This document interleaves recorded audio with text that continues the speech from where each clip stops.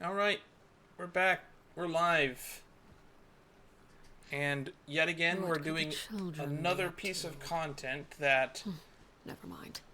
I'm not Let them entirely do as sure they if we please. will end up doing this. When I put them on YouTube, I don't know what order I'm going to put them in. This might go before the Nahida event, but it might go after. It also might go before we do my 5.1 playthrough, but it also might not. Tepetli Dissonance. Prayer, blessings told, and crested peaks. Have we met this character? She's not back yet. Oh, I hope nothing bad happened to Master Chevin. This is the same child from the Canopy Scions, just in a yellow outfit. They didn't even bother to update the NPC design. Hey, that little kid is crying. Wonder what happened. Let's go check what's wrong. We are also kids. What's up, my fellow children? Something the matter? Master Chevin, she went to gather volcanic crystals, but she's still not back yet. If the child says she left 5 minutes ago, I'm going to be very upset. I told the guards, but they said they don't have people to spare. Plus, that area's super dangerous, with tons of monsters and bad guys. Why is she going there to collect crystals, then? They have to finish making preparations before they can try to rescue her. But it'll be too late by then. Guess it's time for more heroics. So, you'll help? Great! I'll just make a quick sketch to show you where the guards went earlier. Sounds good.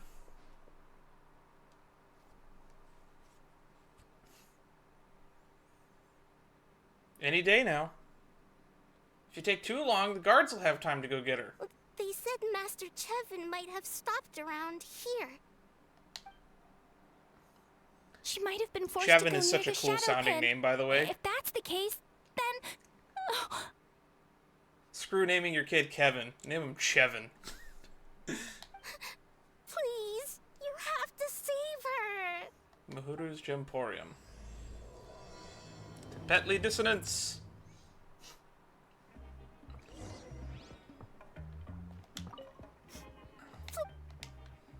Aight. Go rescue Chevin. How far are we heading? Oh, there's a world quest in that direction. Oh yeah, you can see the team I was grinding the Thunder domain with. It's kind of a weird According team to comp. the map, we should be getting close. Let's search the area. Stay on your toes, though, traveler. This music's kind of loud, isn't it? Forget it.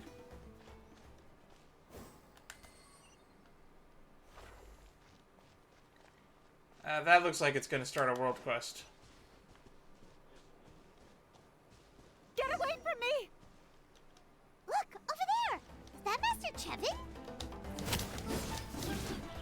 Let's get it on! Written in the stars.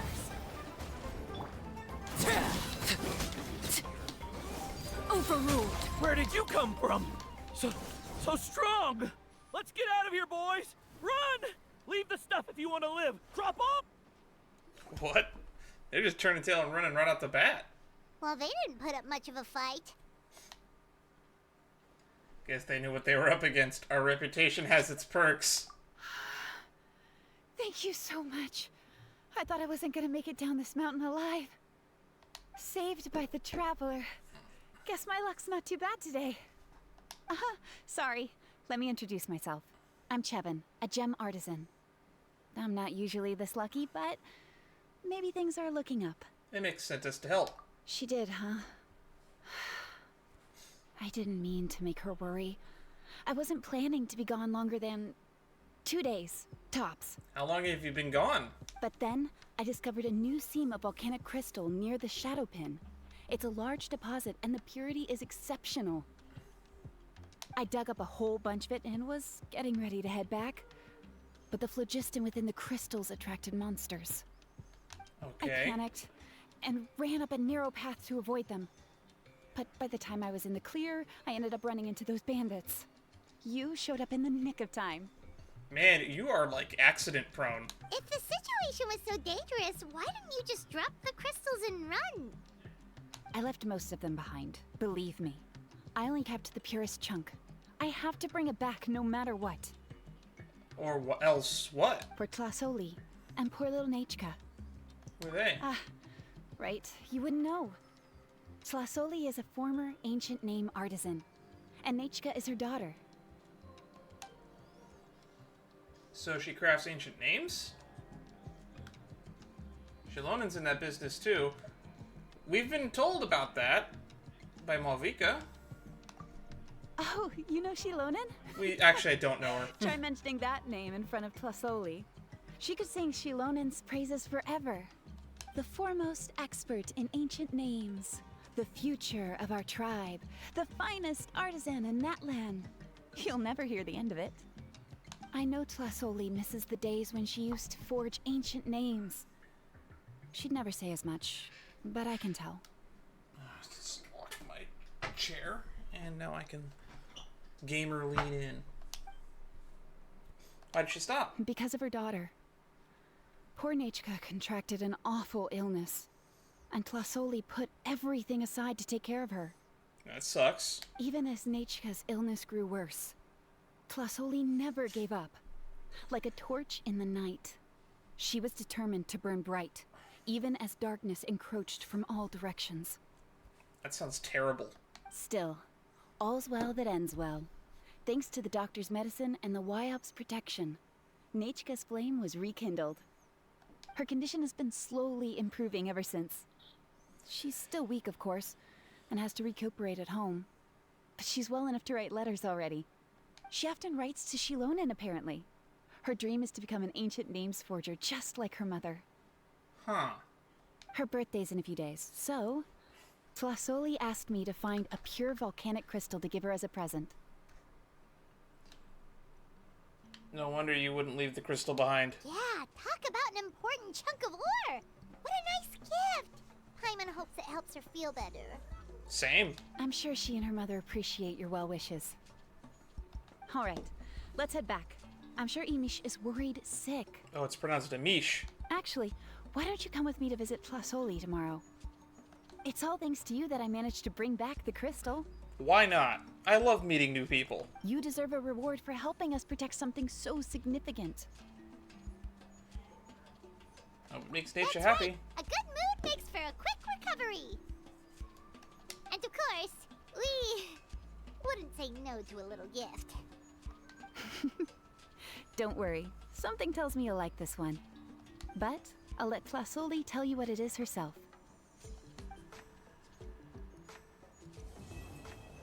And just like most of these tribal chronicles, the first mission seems to be really short. Hoarse Echoes. Talk to Chevin. Alright. Oh, you're early. Looking forward to your gift? We're just happy to visit Tsatsoli and Necha. That's right. Nechka's been so sick, and Tlasoli had to give up what she loves. Things might get better, but they could probably still use some cheering up. I've already asked someone to swing by and let Tlasoli know we're coming. She's probably made all the necessary preparations. Let's go then. Do you mind watching the story, Mish? I'll be right back. And thus, we start Act 2. Hoarse Echoes. Here we are. Nice house, right?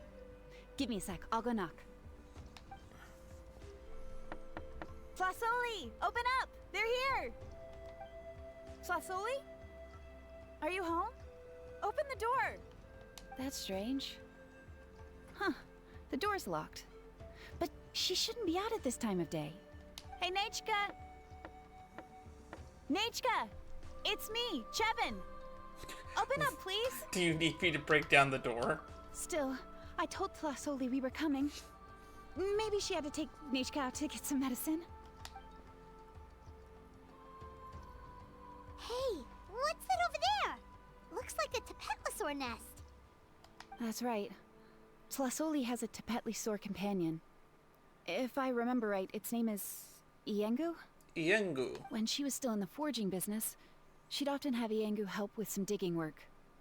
But since Nichka fell ill, she hasn't let it dig much recently. Wait a minute. What the... This place is a mess! Iengu's nowhere to be seen either. Whoa, look at all these broken boxes. Something terrible must have happened. Let's take a closer look. I think that they got robbed or attacked. The tracks end at this cliff. Could the Tepetli have climbed up the mountain? Let's head up there and see.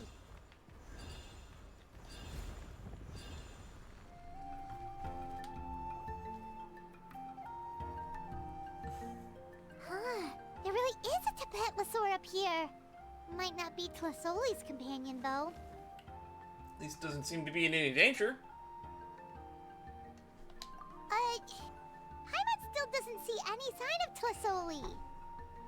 Hey, Traveler! Paimon! Oh, she's down there. That's Chevin's voice. Looks like there's someone next to her. Come down, quick! Tlasoli's here! Huh? We just got up here and Tlasoli's back already? What a coincidence. Yeah, quite a coincidence. Well, guess this means we should head back down. Why is the Tepetli coming along? Oh no. Oh, hey, don't run, you'll hit us! We're gonna get knocked off the cliff, aren't we? You descend the mountain with the Tepetli. Iengu, come here. Are you being naughty again? Oh, that's a good Saurian. Oh, you must be hungry. Sorry. I'll whip up something for you later. Later? Why not Oh, now? Run along and play now. I'll come along in a sec. Huh? Sorry, you two. I was waiting for you at home when Nichka... Well, she snuck out and ran off by herself. She said she just wanted to pick some flowers for our guests. But she ended up getting lost along the way. Luckily, I managed to find her before long. She okay? Yeah, Chevin told us she was just starting to get better. She's still very weak. The shock and the cold winds certainly didn't help, so she ended up with a slight fever. I just realized she has I animal gave her ears. some medicine and now she's in bed. I'm assuming they're ears and not, like, hair clips. But it's nothing a good night's rest can't fix. That said, she won't be able to meet you today. I'm sorry you came all this way for nothing. You've got them tired eyes. Don't worry about it. We know she's still recovering. Chevin told us how serious her illness was. Her health definitely comes first. We were just dropping by to check on her. Sounds like she's doing well enough to run off on her own, too. Yes, and to run away from eating her vegetables. She's a fast one, that's for sure. She jumps over chairs, hides under the table, then runs all around the house. I can hardly catch her. Seeing how she is now, that's already enough. I really couldn't ask for more. Hey, cheer up! This is supposed to be a happy occasion. We do appreciate that she tried to welcome us with flowers. Anyway, Tlasoli, about the thing I was telling you before. Ah, right, let's hear. Yeah, what did you get us? Paimon, I don't care. Well, it's a blaze gem inscription. I made it from the purest ore, so it's almost completely resistant to erosion. That's amazing. The techniques used to make it are all rooted in ancient name forging. So it's like a simplified version of an ancient name. Don't say that or the Wyatt might smite me. The process just uses a few of the same techniques and materials. Ah, so it's just gemstone forging. When I first made one, I didn't think it could serve any practical purpose, apart from the erosion resistance and the general aesthetic. But then Chevin suggested using the crystals to make a special kind of ornament. Blaze gem inscriptions made by an ancient name artisan, engraved with words that never fade. Quite the sales pitch, don't you think? It's like a poneglyph. or a Steely. Wow, that description really does make it seem special. Got a good eye for business. Tlasoli's Blaze Gem inscriptions really are special, though. Word of mouth isn't always reliable. As information gets passed along, it becomes incomplete, forgotten, and sometimes even distorted. But the words inscribed on these crystals will stand the test of time. The inscription will never deteriorate, and the meaning will never get twisted. It's the perfect gift for a dear friend or significant other. You could even pass it down to younger generations. That's pretty cool, yeah. That's why I said it kind of reminds me of the Steely. That's what a lot of civilizations used to do in the past. I call them poneglyphs, because that's kind of what the One Piece version of it is. You're really pushing the sales pitch. Paimon's interested! Let's buy one, Traveler! We can engrave our names onto it! Then, once we find your sister, we can get her to add her name as well! Oh, wow. Sister mentioned. That way, our names will be together forever! Looks like Paimon's already been hooked. You deserve it. You saved me. And Nechka's birthday present. It's the least I can do to repay you. Chevin, I thought I told you. Don't you start acting shy too, Tlasoli. It's a great gift. I know how much work goes into one of your Blaze Gem inscriptions. Well then, thank you both. I'll have it ready as soon as possible. Then, I'll have you do the inscription yourself. Nechka should be well by then. She'll be very excited to meet you. Good things are better with company. Whoa, let's not get ahead of ourselves. We don't even know how expensive that would be. You sure we have enough travel funds? Hold on, this isn't part of some scheme to make us spend all of our mora, right? Chevin? Ooh, what? Why are you suspicious of that? I don't really care about how much money we spend.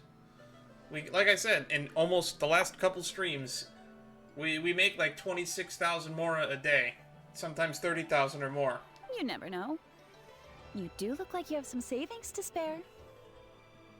No, don't listen to that, Traveler. You'll end up losing all your mora. In any case, it's up to you. Hey, Ingo. Oh no, it's the Tepetli again! Quick, someone stop it! Paimon doesn't want to get run over again! Whoa, there. Hungry little fella. Also, if you don't mind, Tlasoli, I'd like you to help me repair my Blaze Gem inscription. Repair? I dropped it when I was attacked earlier. The rope and clasp both snapped, so I haven't been wearing it. I tried fixing it myself, but I just couldn't get it to stay. Could you help? Just leave it to me. I'll make it as good as new. Thank you, Chevin, for going all that way and... It was nothing. We all just want Nechka to get better. You're right. Kiss Ian, already. Behave yourself. I'll feed you in just a second. I'll have Chevin contact you once everything's ready, Traveler. Maybe we'll even line it up with Nechka's birthday. We can even have a little party. Oh, that sounds great! We'll look forward to all the good food, and we'll make sure we're ready to eat. Anyway, see you around, Tlasoli. Hope she gets better soon. Look after yourselves. There's definitely something suspicious Nechka going on. is going to be so happy to meet you. She's hiding something. Nechka's dead, isn't she? And just like that, in 30 minutes, we have finished the first 2 acts. Ah, so you had to finish Act 4 of the Archon quest to continue this further. 3 weeks later. Alright, I am back, and going to finish the Tribal Chronicles nonsense. So this will probably get edited out in post when I put the VOD on YouTube, but it's going to be picking up from where we left off, honestly, before I even did the 5.1 Archon quest.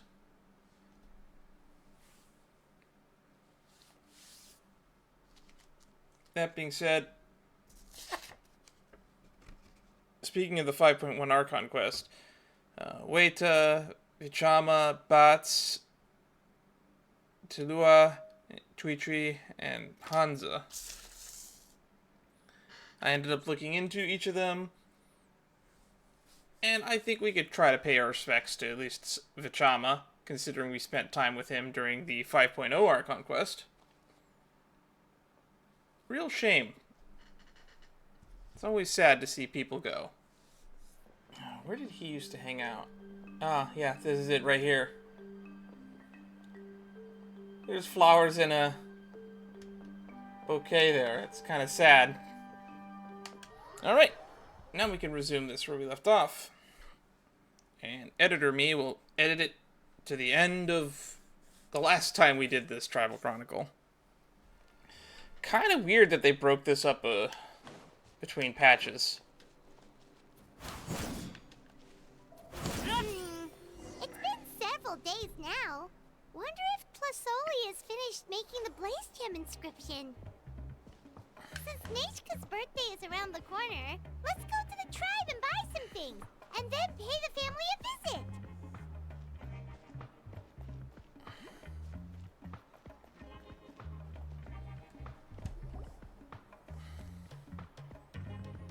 Alright.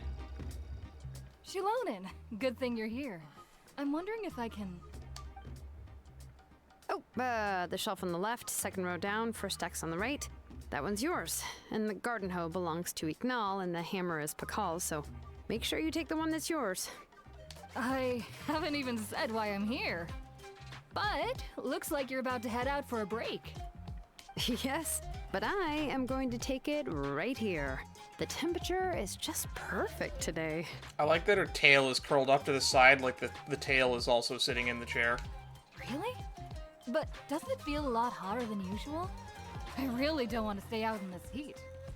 Exactly. In hot weather like this, customers don't tend to stick around and talk when they're coming to place orders or pick up the goods. I see. Oh, here comes another customer. I'll just leave you to it then, and pick up my axe. Sure, sounds good to me. Hey, Shilonen! Come on! Oh, that's so funny. I wasn't expecting that. I love it when the animators have fun. Oh, Traveler, Paimon! We meet again. Oh, you two seem to be in good spirits. Let's How's hope your it stays that way. Pilgrim's Chronicle been? Run into any issues? No, everything's fine. Oh, good. It was also my first time receiving a Pilgrim's Chronicle, even though I've already turned it over to you. There are still a lot of things that could go wrong, so I wasn't sure if there'd be any issues. Huh?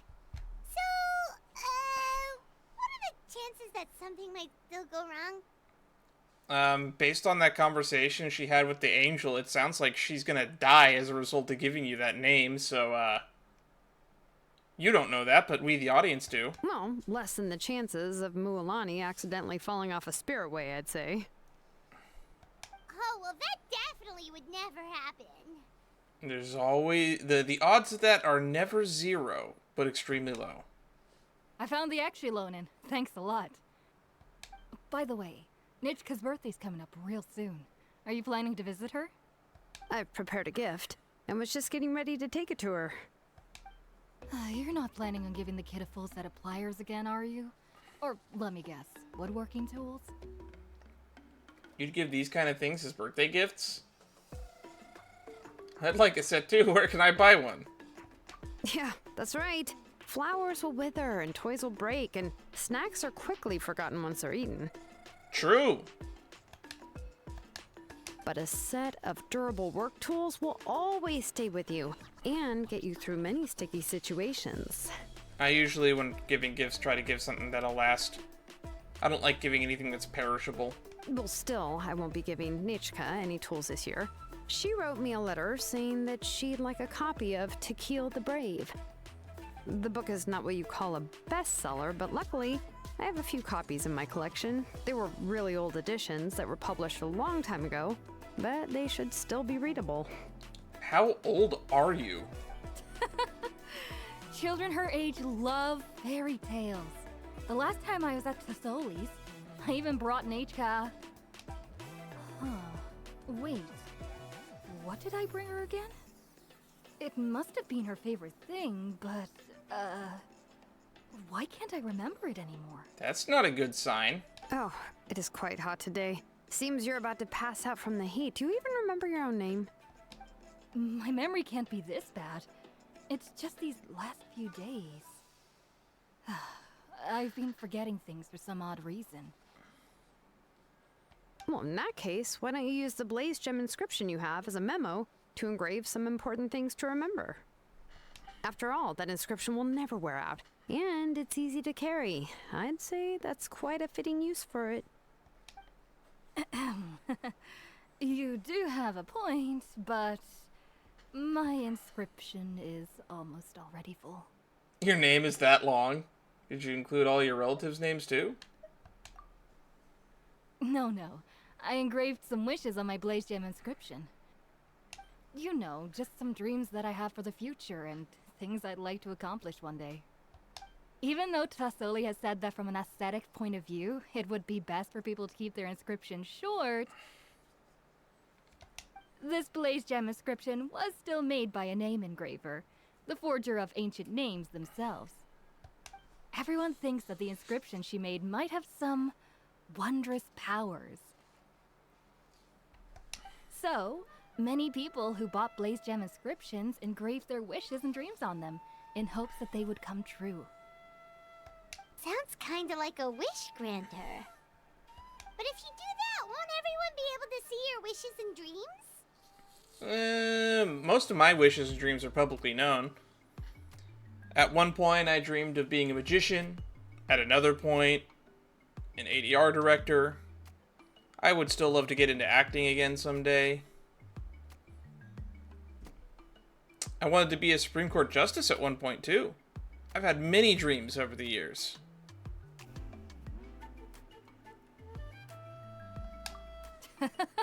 Don't worry. We usually ask Tasoli to add the inscriptions for us. She has a unique method of engraving. With her method, the light must be at a certain angle in order to see the text. Without the right angle of lighting, the Blaze Gem inscription will just look like a pretty stone. That's true. In the end, a Blaze Gem inscription is essentially just a piece of rock. It doesn't have the power to grant people's wishes. Making wishes to it is like shouting into an echoing valley. The only one who will... But using it as a journal for your wishes is also fine. Carrying them with you and taking a look from time to time can be a good source of encouragement.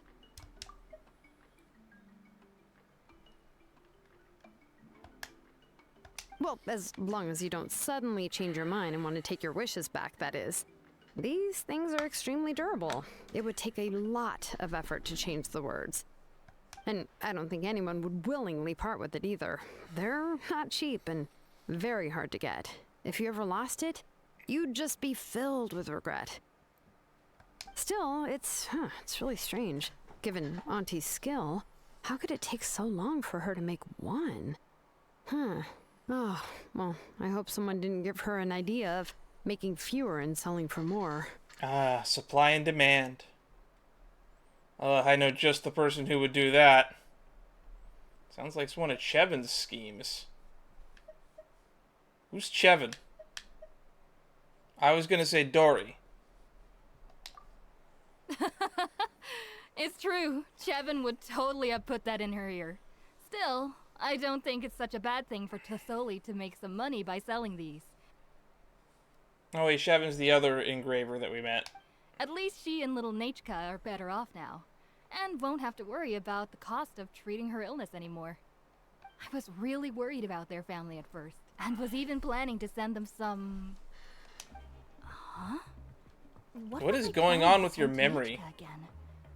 Ugh, this memory of mine. Alright, if you stay out in the heat for any longer, I'm afraid even the inscription won't be able to save your memory. You should, go back. Yeah, get some rest. Right. Right. Please give my regards to Tlasoli and Nachka. Aye, aye.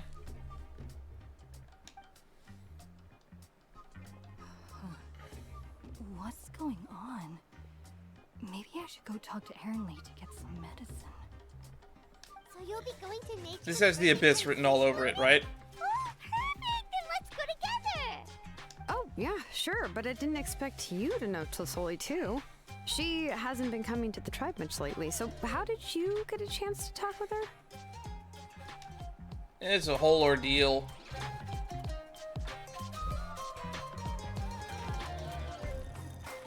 Oh, so that's how you met her. She even wants to use volcanic crystal as a forging material. Guess she's really pulling out all the stops for her daughter. I also wanted to get a gift for Nechka. Then let's just go and ask. Come on, I want to give her the book anyway. Huh? Wait a second. Our birthday gift's supposed to be a surprise? If we ask Nechka, then she'll know what gift we'll be getting her. And that would ruin the surprise.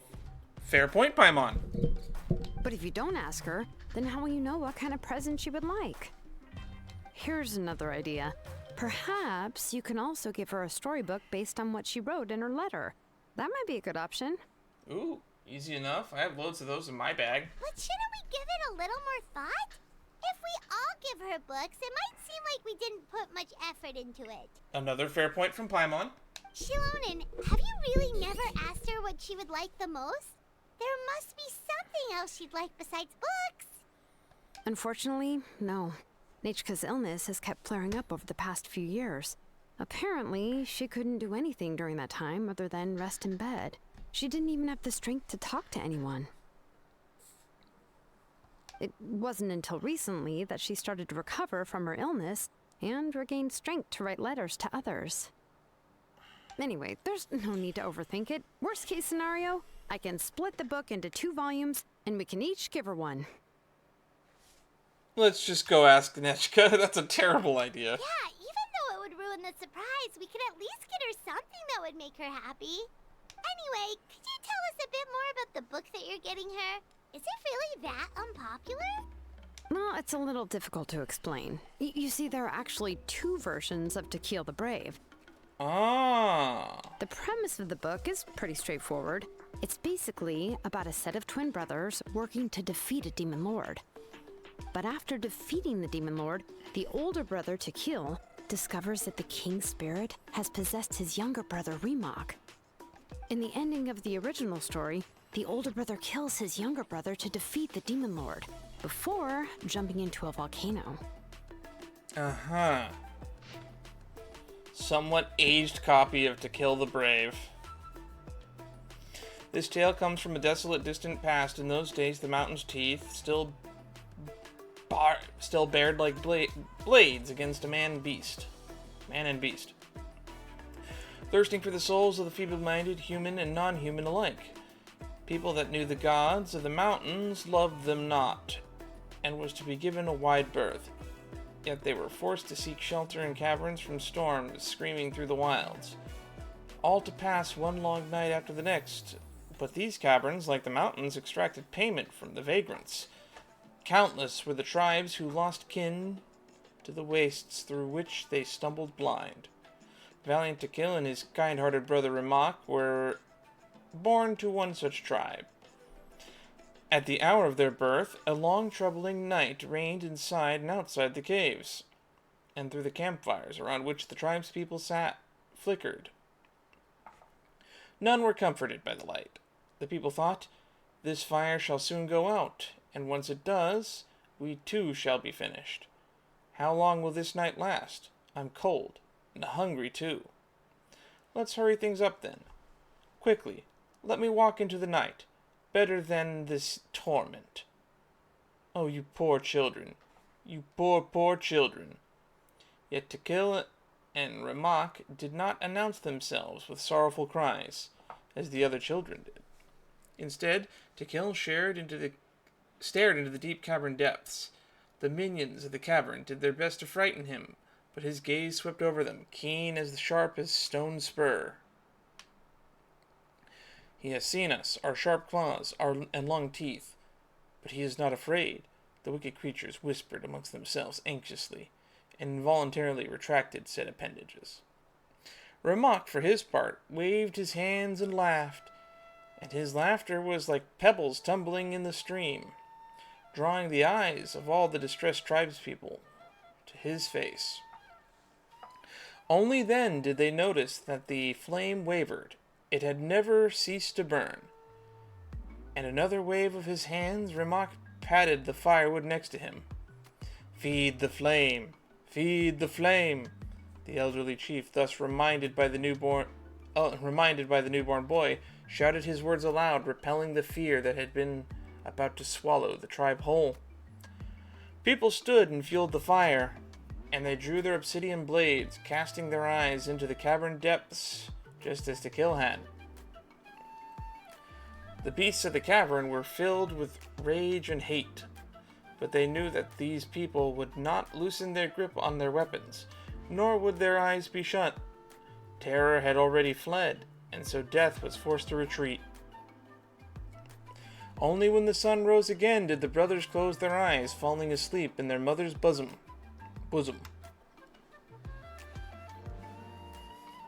Thus did the tribespeople depart from the cave. Having lived another day, these people who rejected fear would live countless days more. Yet the defeat of her evil underlings caught the eye of their master, Cuddleque.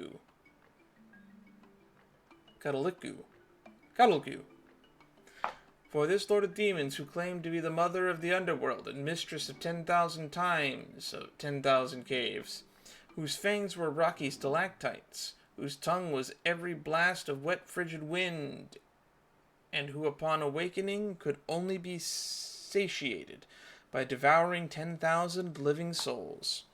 Tequil and Rimac were first humans to slip her grasp. Shamefaced, this Earth Mother waved her hand, lashing the evil beasts, cowering to the side with rock. "Go, go, redeem your humiliating failure.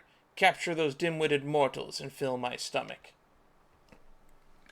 But having seen their fears vanquished, the people remembered well the methods for scattering those terrors time after time.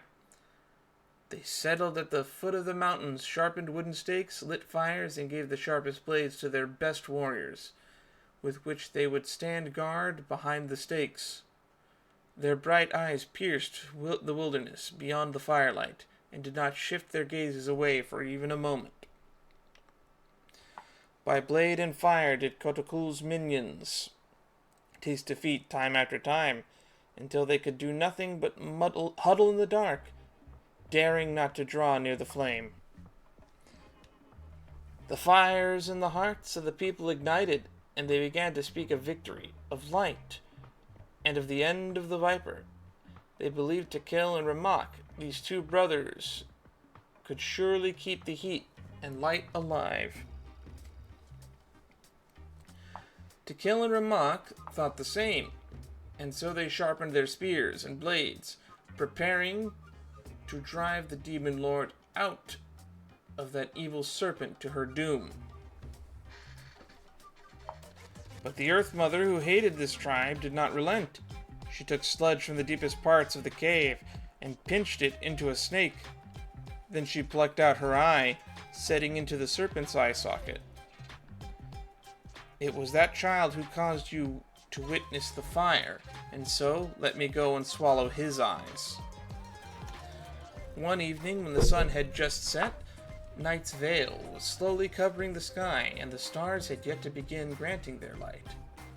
The serpent bit and slew a rabbit beyond the tribe's bounds, and burrowed into its skin, lying flat on the ground. Rimac, returning from gathering herbs, came upon this rabbit, and seeing its wound, the kind child put his torch down without hesitation, and reaching for his herbs, he chewed on them, preparing to apply them to the rabbit. But the snake, speaking for the Earth Mother, leaped from the wound, hissing laughter. "Ha ha ha ha! Ignorant, foolish human, sacrificing yourself for a lowly rabbit." Before Rimac could retrieve his torch, the Earth Mother's serpent latched its fangs onto his neck, then burrowing into his body, captured his heart and soul both. Their defenseless sentries were next murdered by the Earth Mother, for they greeted Rimac just as they always did when he returned from gathering herbs, only to be pierced through the heart by the serpent, dying on the spot. The entire tribe's fires were put out, and amidst the shroud of darkness, death and terror were resurgent. The Earth Mother spat the snake out, and through poisoned fangs she cried out, "Behold, behold, you arrogant fools, and kneel as you should in the dust."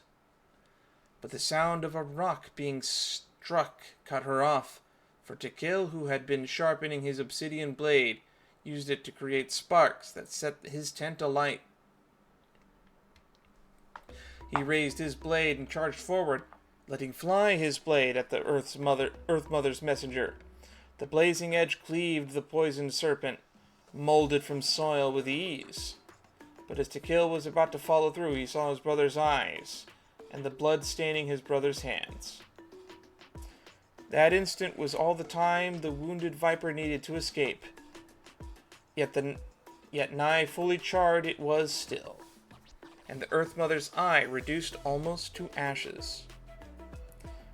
This tribe was destroyed, and never again was there a chance it would dare defy her. Thus did the Earth Mother comfort herself as she retreated into the darkness. How Tequil wished to call out Ramok's name, but the burning dust caught in his throat, and so he could only watch as his brother vanished into the night. When night at last passed, Tequil, who stood amidst the ruins, knew that the surviving tribespeople could no longer stay. Burying his confusion and pain deep in his heart, he led them on a new journey. They crossed mountains and canyons, dodging fearsome beasts and poisonous insects. Tequil did not close his eyes for so long as they journeyed, nor did he dare to loosen his grip on his blade or torch. Finally, by a silent volcano, they found a tribe willing to take them in. Only after he saw the last of his tribe peacefully fall into slumber under the old shaman's care did he relax and collapse to the earth. When he awoke, he found himself in a blazing cave. The lava that surrounded him undulated with an erratic pulse, as if the very mountain was slowly breathing. When he stood up, the lava boiled and bubbled, and rumbling came from all directions.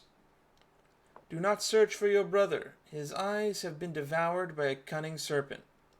But I must save him, and pursue that venomous snake also. His words echoed through the cave, but the goddess of the mountains and fire was silent. Tequil thus prayed unto her, "Let my brother's name live on. I am willing to sacrifice my heart and blood in return."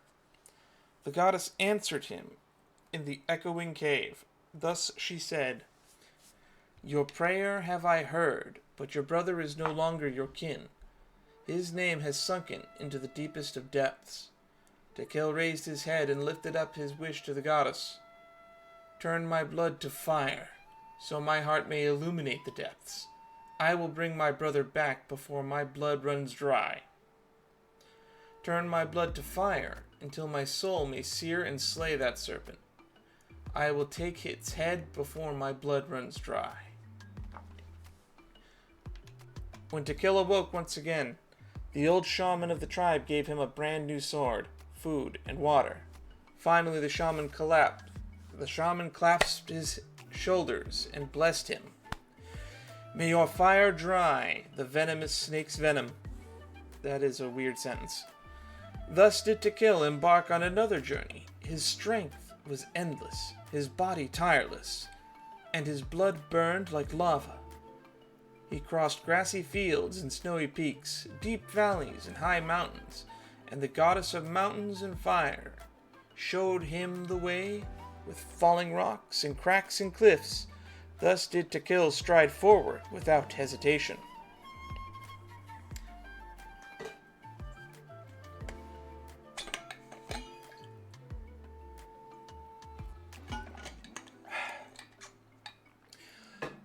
When he met his brother again, the Earth Mother mocked him once more, using Ramok's body and voice. But when her claws pierced Tequil's chest, he moved not. and instead her bones were melted by his burning blood. Tequil stared the vicious demon lord down, and said in a loud voice, "My brother is gentle of heart. He would surely have made this land a better place. Yet you have affronted him with your poison, smothered his virtue, slaughtered those who had faith in his virtue. Die, you despicable venomous insect! Die here!" As he roared, Tequil's blood stained his obsidian blade, turning it red-hot in an instant. The Earth Mother watched in terror as her shell, bones, and soul were sundered. She wished to scream, to buy but a moment in which she could unleash her claws and tear Tequil to ribbons.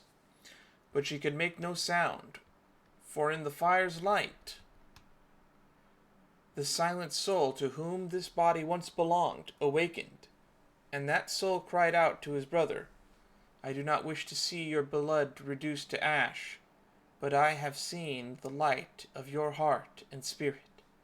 Remember my name, brother. As long as you remember me, I will never have left."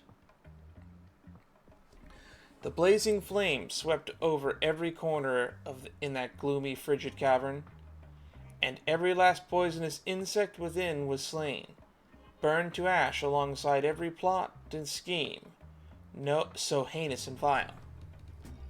As the last drop of his blood was about to burn away, the roof of the cave above Tequil's head trembled, a fissure opened, and a gem fell down and stopped up his wound. The goddess of mountains and fire spoke once more, and her voice echoed across the walls. You yet have one drop of blood. Return to your tribe, for this is your brother's wish, and I will see it fulfilled." One night the old shaman who had waited day after day beyond the tribe's bounds stood to welcome the returning Tequil. But Tequil refused the water, the food, and the cheers. Instead he simply said, "The venomous snake is slain, and I am victorious. But I shall soon depart, along with my brother." He took the gem from his chest and placed it upon a torch and walked up to the silent volcano. "I have but one drop of blood left, but it was not left for me, but rather for justice and fairness, for the good and the brave. Use it and light a fire, a flame that shall never be extinguished." Having said that, valiant Tequil leaped into the dead volcano. The earth was shaken by his heart and blood, and the volcano's own heart resumed beating. The blazing lava once more began to flow. The volcano lives, as does the bravery of all the tribes. I remember there was one line that was super popular at the time. If I still remember right, after being possessed by the goddess Coatlicue, Rimac said, Oh, that's how you pronounce it. "I do not wish to see your blood be reduced to ash, but I have seen the light of your heart and spirit. Remember my name, brother. As long as you remember me, I will never have left." So what about the other version of the story? The other version was released only recently. The author heard a suggestion from someone and suddenly decided to try and make a stake in the fairy tale market, so the story was revised. In the revised version, the brothers killed the demon lord together and both survived. According to the author, this gave the story a happy ever after kind of ending. However, the revised version was not well received. After a month on the market, it had hardly sold any copies and the books were collecting dust on the store shelves. The store owners desperately tried to get rid of the book and have resorted to all sorts of promotions and discounts to sell it. Even now, the only edition of Tequil the Brave you can find in the market is the newer one, whereas the older edition is nearly impossible to find. Anyway, I couldn't bring myself to give such a poorly rated book to Nechka, so I spent a few days looking and managed to find a few copies of the old edition in a warehouse. I picked out a copy that looked relatively new and wrapped it up as a present for Nechka. Dang. If you're interested, I can give you this extra copy to read. The pages are pretty old though, so please be gentle with it. Oh, and here's a copy of the newer edition, too. They gave me a free copy when I went to buy some chocolatl. So that's how they're trying to sell off the book. Could it really be that bad? Even Paimon's curious now. That's 2 more for the collection. You can read them while we're on the road, Paimon. Okay, but you'll have to carry Paimon for a while. Once Paimon's done reading it herself, she'll read it out for you. Let's get going. Tlasoli lives pretty far from the tribe, so it'll take us some time to get there. She lives like just outside of the melodious chant. Act 3. She lives just outside of the tribe's borders, from what I remember. I mean, we read the old copy, right? Might as well read the new one. Spanking new copy of Tequil the Brave. Alrighty, we read the old version. Let's read the same book again. This tale comes from the desolate distant past. In those days, the mountain's teeth were still bared like blades against man and beast, thirsting for the souls of the feeble-minded, human and non-human alike. People knew that the gods of the mountains loved them not, and was to be given a wide berth, yet they were forced to seek shelter in caverns, from the storms screaming through the wilds, all to pass one long night after the next. But these caverns, like the mountains, extracted payment from these vagrants. Countless were the tribes who lost kin to the wastes through which they stumbled blind. Valiant Tequil and his kind-hearted brother Ramak were born to one such tribe. At the hour of their birth, long troubling night reigned inside and outside the caves. And though the campfires around which tribespeople sat flickered, none were comforted by their light. The people thought, "This fire shall soon go out, and once it does, we too shall be finished. How long will this night last? I'm cold, and hungry too. Let's hurry things up then. Quickly, let me walk into the night. Better than this torment. Oh, you poor children, you poor, poor children." Yet Tequil and Ramak did not announce themselves with sorrowful cries as the other children did. Instead, Tequil stared into the cavern's depths. The minions of the cavern did their best to frighten him, but his gaze was swept up over them. Keen, sharp, stone, spur. Keen as a sharp stone spur. He has seen us, our sharp claws and long teeth. But he is not afraid, the wicked creatures whispered amongst themselves, anxiously and involuntarily retracted said appendages.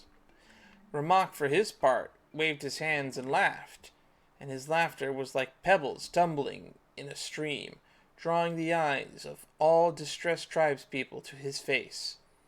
Only then did they notice that though the flame wavered, it had never ceased to burn. And with another wave of his hands, Ramak petted the firewood next to him. "Feed the flame, feed the flame." The elderly chief, thus reminded by the newborn boy, shouted his words aloud, repelling the fear that had been about to swallow the tribe whole. People stood and fueled the fire, and they drew their obsidian blades, casting their eyes into the cavern depths just as Tequil had. The beasts of the cavern were filled with rage and hate, but they knew that the people would not loosen their grip on their weapons, nor would their eyes be shut. Terror had already fled, and so death was forced to retreat. Only when the sun rose again did the brothers close their eyes, falling asleep in their mother's bosom. Thus did the tribespeople depart the cave, having lived another day. These people who had rejected fear would live countless days more. Yet the defeat of her evil underlings caught the eye of their master, Kotukule. For this lord of demons who claimed to be the mother of the underworld and mistress of 10,000 times 10,000 caves, whose fangs were rocky stalactites, whose tongue was every blast of wet, frigid wind, and who upon awakening could only be satiated by devouring 10,000 living souls. Tequil and Ramak were the first humans to slip her grasp. Shamefaced, this Earth Mother waved her hand, lashing the evil beasts, cowering to the side with rock. Go, go, redeem your humiliating failure. Capture those dim-witted mortals and fill my stomach. But having seen their fears vanquished, the people remembered well the methods of scattering those terrors, time after time. They settled at the foot of the mountains, sharpened wooden stakes, lit fires, and gave the sharpest blades to their best warriors, with which they would stand guard behind the stakes, their bright eyes piercing the wilderness beyond the firelight, and did not shift their gazes away for even a moment. By blade and fire, Tequil's minions taste defeat time after time, until they could do nothing but huddle in the dark, daring not to draw near the flame. The fires in the hearts of the people ignited, and they began to speak of victory, of light, and of the end of the Viper. They believed in Tequil and Ramak. These two brothers surely keep the heat and light alive. Tequil and Ramak thought the same, and so they sharpened their spears and blades, preparing to drive the demon lord of that evil serpent to her doom. But the Earth Mother, who hated this tribe, did not relent. She took sludge from the deepest part of the cave and pinched it into the snake. She then plucked out her eye, setting it into the serpent's eye socket. It was that child who caused you to witness the fire, and so let me go and swallow his eyes. One evening when the sun had just set, night's veil was slowly covering the sky, and the stars had yet to begin granting their light. The serpent bit and slew a rabbit beyond the tribe's bounds, and burrowed into its skin, lying flat on the ground. Ramak, returning from the gathering herbs, came upon this rabbit, and seeing its wound, the kind child put his torch down without hesitation, and reaching for his herbs, he chewed on them, preparing to apply them to the rabbit. But the snake, speaking for the Earth Mother, leaped from the wound, hissing laughter. Ha ha ha ha! Ignorant, foolish human, sacrificing yourself for a lowly rabbit. Before Ramak could retrieve his torch, the Earth Mother's serpent latched its fangs onto his neck, first onto his neck, then burrowing into his body, captured his heart and soul both. The defenseless sentries were then next murdered by the Earth Mother, for they greeted Ramak just as they always did when he returned from gathering herbs, only to be pierced through the heart by the serpent, dying on the spot. The entire tribe's fires were put out, and amidst the shroud of darkness, death and terror were resurgent. The Earth Mother spat the snake out, and through poisoned fangs she cried out, "Behold, behold, you arrogant fools, and kneel as you should in the dust." But the sound of rock being struck cut her off, for Tequil, who had been sharpening his obsidian blade, used it to create sparks that set his tent alight. He raised his blade and charged forward, letting fly his blade at the Earth Mother's messenger. The blazing edge cleaved the poisoned serpent, molded from soil with ease. But as Tequil was about to follow through, he saw his brother's eyes, and the blood staining his brother's hands. That instant was all the time the wounded viper needed to escape, yet the nigh fully charred it was still, and the Earth Mother's eye reduced to almost ashes. This tribe was destroyed, and never again was there a chance it would dare defy her. Thus did the Earth Mother comfort herself as she retreated into the darkness. How Tequil wished to call out Ramak's name, but the burning dust caught in his throat, and so he could only watch as his brother vanished into the night. When the night at last passed, Tequil, who stood amidst the ruins, knew that the surviving tribespeople could no longer stay. Burying his confusion and pain deep in his heart, he led them on a new journey. They crossed mountains and canyons, dodging fearsome beasts and poisonous insects. Tequil did not close his eye for as long as they journeyed, nor did he dare loosen his grip on his blade or torch. Finally, by a silent volcano, they found a tribe willing to take them in. Only after he saw the last of his tribe peacefully fall into slumber under the old shaman's care did he relax and collapse to the earth. When he awoke, he found himself in a blazing fire. The lava that surrounded him undulated with an erratic pulse, as if the very mountain was slowly breathing. When he stood up, the lava boiled and bubbled, and a rumbling came from all directions. Do not search for your brother. His eyes have been devoured by a cunning serpent. But I must save him and pursue that venomous snake also. His words echoed through the cave, but the goddess of mountains and fire was silent. Tequil thus prayed unto her, "Let my brother's name live on. I am willing to sacrifice my heart and blood in return." The goddess answered him in the echoing cave. Thus said she, "Your prayer have I heard, but your brother is no longer your kin. His name has sunken into the deepest of depths." Tequil raised his head and lifted his wish upon to the goddess. "Turn my blood to fire so my heart may illuminate the depths. I will bring my brother back before my blood runs dry.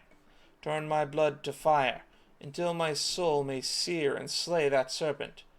I will take its bloody head before my blood runs dry." When Tequil awoke once again, the old shaman of the tribe gave him a new sword, food, and water. Finally, the shaman clasped his shoulders and blessed him. "May your fire dry the venomous snake's venom." Thus did Tequil embark on another journey. His strength was endless, his body tireless, and his blood burned like lava. He crossed grassy fields and snowy peaks, deep valleys and high mountains, and the goddess of mountains and fire showed him the way with falling rocks and cracks in the cliffs. Thus did Tequil stride forward without hesitation. When he met his brother again, the Earth Mother mocked him once more, using Ramak's body and voice. But when her claws pierced Tequil's chest, he moved not, and instead her bones were melted by his burning blood. Tequil stared at the vicious demon Lord down. Tequil stared the vicious demon Lord down, and said in a loud voice, "My brother is gentle of heart. He would surely have made this land a better place. Yet you have affronted him with your poison, smothered his virtue, slaughtered those who had faith in his virtue. Die, you despicable venomous insect, die here." As he roared, Tequil's blood stained the obsidian blade, turning it red hot in an instant. The Earth Mother watched in terror as her shell and bones and soul were sundered. She wished to scream, to buy but a moment in which she could unleash her claws near Tequil, to buy but a moment for which she could unleash her claws and tear Tequil to ribbons.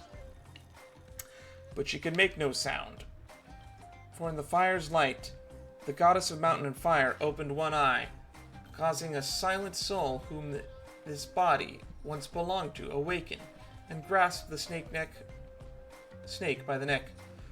The goddess cried out, "You vile snake, you wicked shade, be driven out by the light, as you should." The blazing flames swept over every corner of that gloomy, frigid cavern, and every last poisonous insect within was slain, burned to ash alongside every plot and scheme so heinous and vile. As the last drop of his blood was about to burn away, the roof of the hole above Tequil's head trembled. A fissure opened, and a gem fell down and stopped up his wound. The falling rocks, too, formed a body for the soul that had been bitten by the serpent. The goddess of mountains and fire spoke once more, and her voice echoed across the walls. "I have seen your heart and blood, and I shall give you my own. Go back now, return to your tribe with your brother. Yet this heart and blood shall not be left for you, but rather for justice and fairness, for the good and the brave. One night, the old shaman had waited day after day beyond the tribe's bounds, stood to welcome the returning Tequil and his brother Ramak. They took the offered water and food and said, "The venomous snake is slain, and we are victorious. But our hearts and blood do not remain for us, but rather for justice and fairness, for the good and the brave. Light the fire. Together we shall stand and ensure that the flame is never extinguished." It's so weird that she just lives like right outside of the town. I guess Auroron lives in a similar way. Go on now, Yengu. Nachka is still resting. Hey,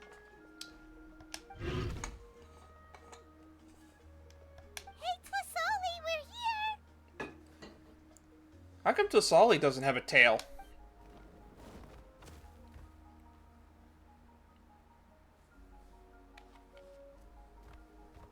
Oh, what a surprise. And even Shilonin is here too.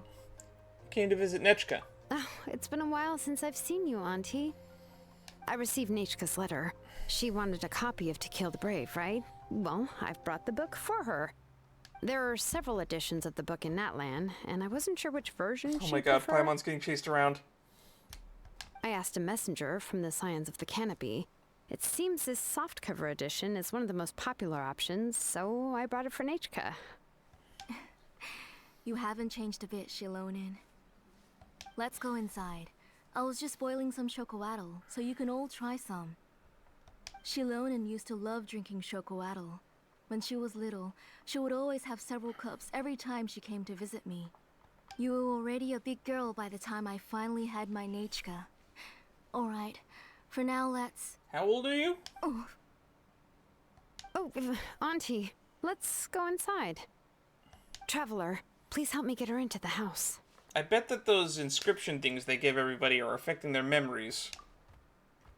Oh, Paimon will help too! Be good, Yengu, and don't get in the way. All right, let's get indoors. Watch your step, Auntie. Sorry. Nachka's illness has been flaring up recently, so I was up for a few nights.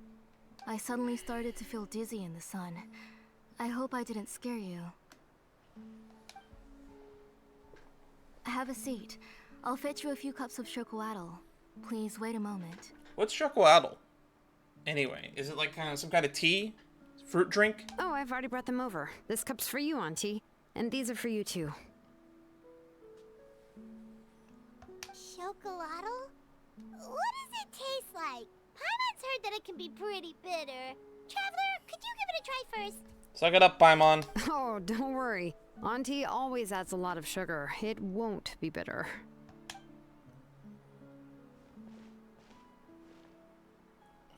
So is it like tea? Vegetable the last juice? time you came to visit, you were still just a kid. But now you're a pillar of the Children of Echoes. No, of all Natlan even. Oh, well, it's all thanks to the drinks I had here and the books I happened to read. You've been close for quite some time then. We heard that you two are from the same tribe, but Paimon had no idea you were so close. When I was little, my parents were always talking about how skilled Auntie was at forging ancient names and how she was a good role model for the rest of us. The moment I became idle at home, they would toss me into Auntie's workshop to watch and learn. Then I would have your parents go back, boil you a pot of chocoatl, and let you play in the house. Her voice sounds super familiar. Yeah, and then I would drink and listen to you banging away with your tools in the workshop.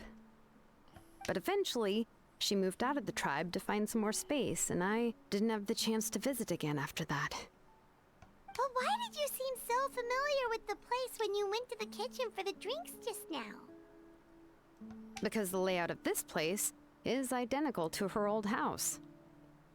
Interesting. Let me see. Yeah, that should be Nechka's bedroom then. That's right. I remember you used to hunker down in the room to read and draw. But you're all grown up now. Even if you wanted to live here, I'm afraid you've already outgrown Nechka's bed. You two seem like family. That's how Nechka sees Shilonen, too. Whenever she's feeling better, she always asks me when her pen pal sister will be coming to visit. Pen pal sister, that's cute. Well, yeah, I'm here now. And even brought a gift as an apology.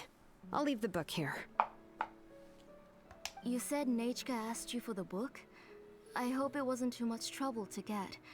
Really, I'm surprised that she even asked you for a present. When she's at home, she'd even ask me for permission to eat some snacks. Maybe I've been too strict with her. She's obviously starting to like her big sister more than her own mother. I wouldn't say that yet. Oh, really? Well, I'd say I really haven't done enough to deserve the title of Big Sister. Yeah, I wasn't able to help her when she was sick, and I didn't even come and visit her that many times. Well, the only thing I have been able to do is to help her find some books. Don't be too hard on yourself, Shilonen. You have great responsibilities as the name engraver of the tribe. We both know you are far too busy to take care of her. The responsibilities on your shoulders also became far heavier when I gave up on my work. You just had more important things to tend to, Auntie. No one in the tribe blames you. We all know that Nechka needs her mother's care. But that doesn't change the fact that I gave up on my work. And even now, I still have not found the courage to pick up my hammer again. I'm sorry to leave you to shoulder all the responsibilities alone, Shilonen. Oh. Ooh, why so somber all of a sudden? Don't be so sad, everyone. Hasn't Nechka gotten better lately? Oh, relax, Auntie. I can handle the work. But once Nechka is back on her feet, you should get back to work and let me have a vacation. You'll be the one who's busy then, and I'll be sitting at the side drinking chocolatl and cheering you on. If that day really comes, you can have as much chocolatl as you like. So how did Nechka get so sick? Is her condition really that serious? If you asked me before, I wouldn't have even been able to talk about it. But now that she's gradually recovering, I've also gained some courage to face what happened back then. Nechka's illness actually originates from the Abyss. That night, I was in the tribe, having a discussion over the forging of new ancient names. Before we could finish our discussion, I could not find a the listed alarm voice started for to her ring outside. in A English. horde of monsters from the Abyss suddenly attacked the tribe, so everyone banded together to fight them off. I joined the fray as well, and it wasn't until the monsters were repelled that I got back home with some guards from the tribe. But Nechka was gone. This doesn't sound like the story of how someone can't gets remember sick. how It long I sounds like spent how someone searching gets for her. injured. Maybe for 2 or 3 days. In the end, we found Nechka at the bottom of a short cliff. She was holding a dried up embercore flower in her hand, and there were traces of abyssal corruption around her wounds. Ah, I see. I know. It was all my fault. Before the incident, Nechka had asked if I could forge an ancient name for her. Work was busy at the time, so I told her that if she could find an embercore flower, I would use it as material to forge her an ancient name. Ah, so you blame yourself. Oh, Nechka, my daughter. Oh no, she's My crying. Nechka. I was holding her in my arms, but no matter how many times I called her name, she wouldn't open her eyes and look at me. I was the one who decided to move my workshop to the outskirts of our tribe for work, and I was the one who left her home alone. Oh, my daughter. My Nechka. Why do you have to suffer like this? Man, I feel bad that we asked now. Whoa, hey! It's okay, right? Nechka's getting better. She already has the strength to write letters now, doesn't she? Well, Shilonen has even brought her a gift. Things will get better. Sorry. I just can't control myself whenever I remember that time. Phew. Alright. It's not every day that we get guests. I really shouldn't be crying like this. I asked someone to buy some ingredients for me. So, why don't you stay for dinner tonight? I'll make some shrimp bisque. Ooh, that sounds fish and good. meat sauce and tower tacos. That all sounds good. Everything. I'll have all of the above, please. Which reminds me, after we finish this, I'm going to be ending the stream to get dinner. We've been going for over 5 hours at this point. Oh, hell, that sounds like a lot to make, and we don't want you to tire yourself out. It's been a big day. Let me flex my cooking skills. Enough of this talk. Let's start with a fried egg. God. The resin egg. Both, but don't worry. It's just a few dishes. I'll be fine. You three just need to make sure everything gets eaten up. I can't eat a lot at this age. How old are you again? Oh, we haven't had anything to eat yet, so don't worry. We'll make sure there are no leftovers. I can promise the plates will be picked clean. I can eat an entire fish myself. Ah, it just occurred to me that Shilonen likes to eat cheesy crab hot pot. Why don't I make that instead of the grilled fish and mint sauce? I remember you don't like picking out fish bones. Nah, both are fine with me. I've learned to just chew up the fish bones now. Okay. Oh, come on. I now. like picking the bones If you out. don't want to pick out the bones, I can just take them out for you.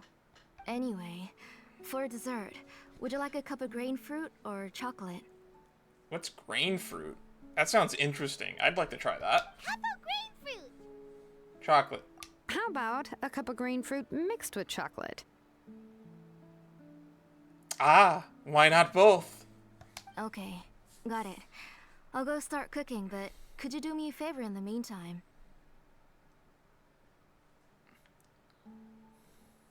I ordered a bunch of ingredients, and they should be here any minute now.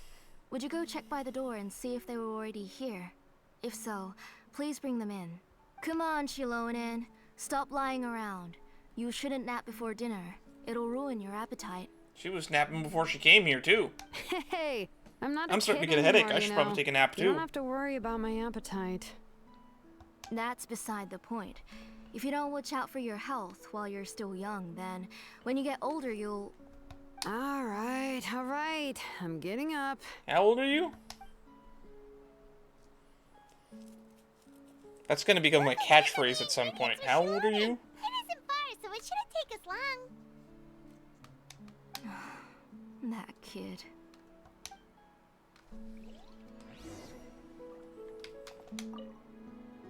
That kid. She's just like Nachka. I'm gonna find it neat that we were even able to go inside this building. It's so weird what buildings they'll let you go inside of. No one's come to deliver the ingredients yet. Paimon thought we'd see someone come flying down on a Yunkasaur as soon as we came out. A messenger from the Scions of the Canopy wouldn't be flying here. They usually come climbing down the cliffs nearby. No need to look. There isn't anyone on the cliffs. Should we keep walking? I just saw a ghost. Hey, you there. Sorry, but does Tlisoli live around here? I know this is completely unrelated, but I just remembered where I remember the name Piltz from. There was a character named Piltz in one of the Archon quests, or Piltzen. And I was just remembering, Piltz is also the name of a character from Shy. Oh, are you the one who's supposed to deliver the ingredients? I don't see any ingredients. Ingredients? Are you kidding? I was nearly eaten myself. Never mind that now. Those monsters are still hot on my heels. Please, you've got to help me. Sure. Shilonen, where'd she go? She's doing the smart thing. She's already going to help. Whoa, she's already gone up to fight the monsters? Let's go help her out. Ooh, I've never seen those monsters before. What are those?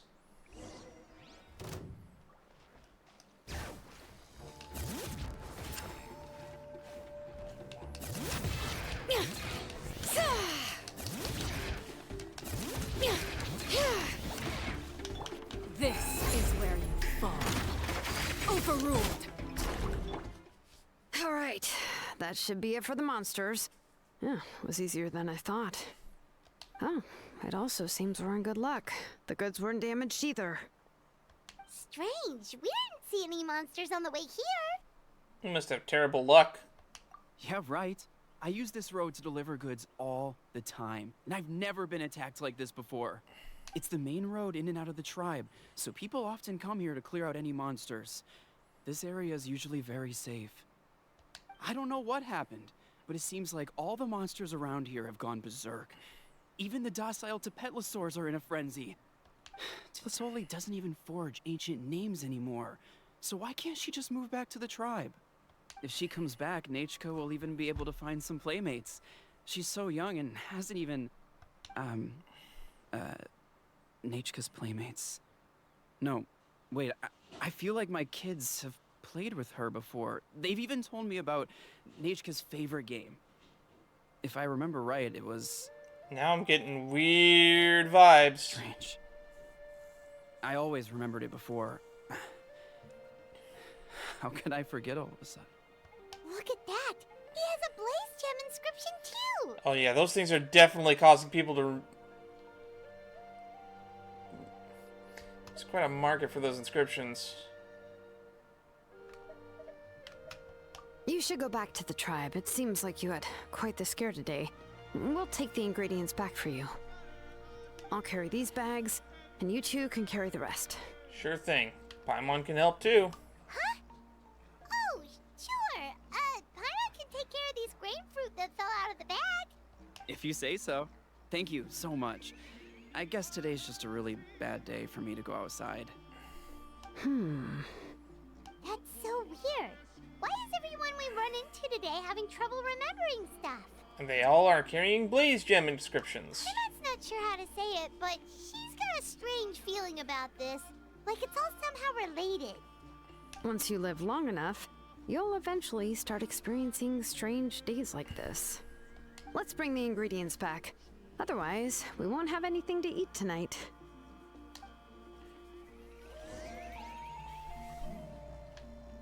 Threadlike whispers.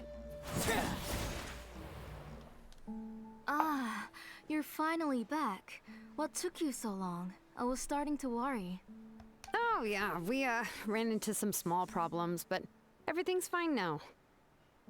Alright, as long as everything's okay now. You all have a seat. I'll get the food ready. It won't take long.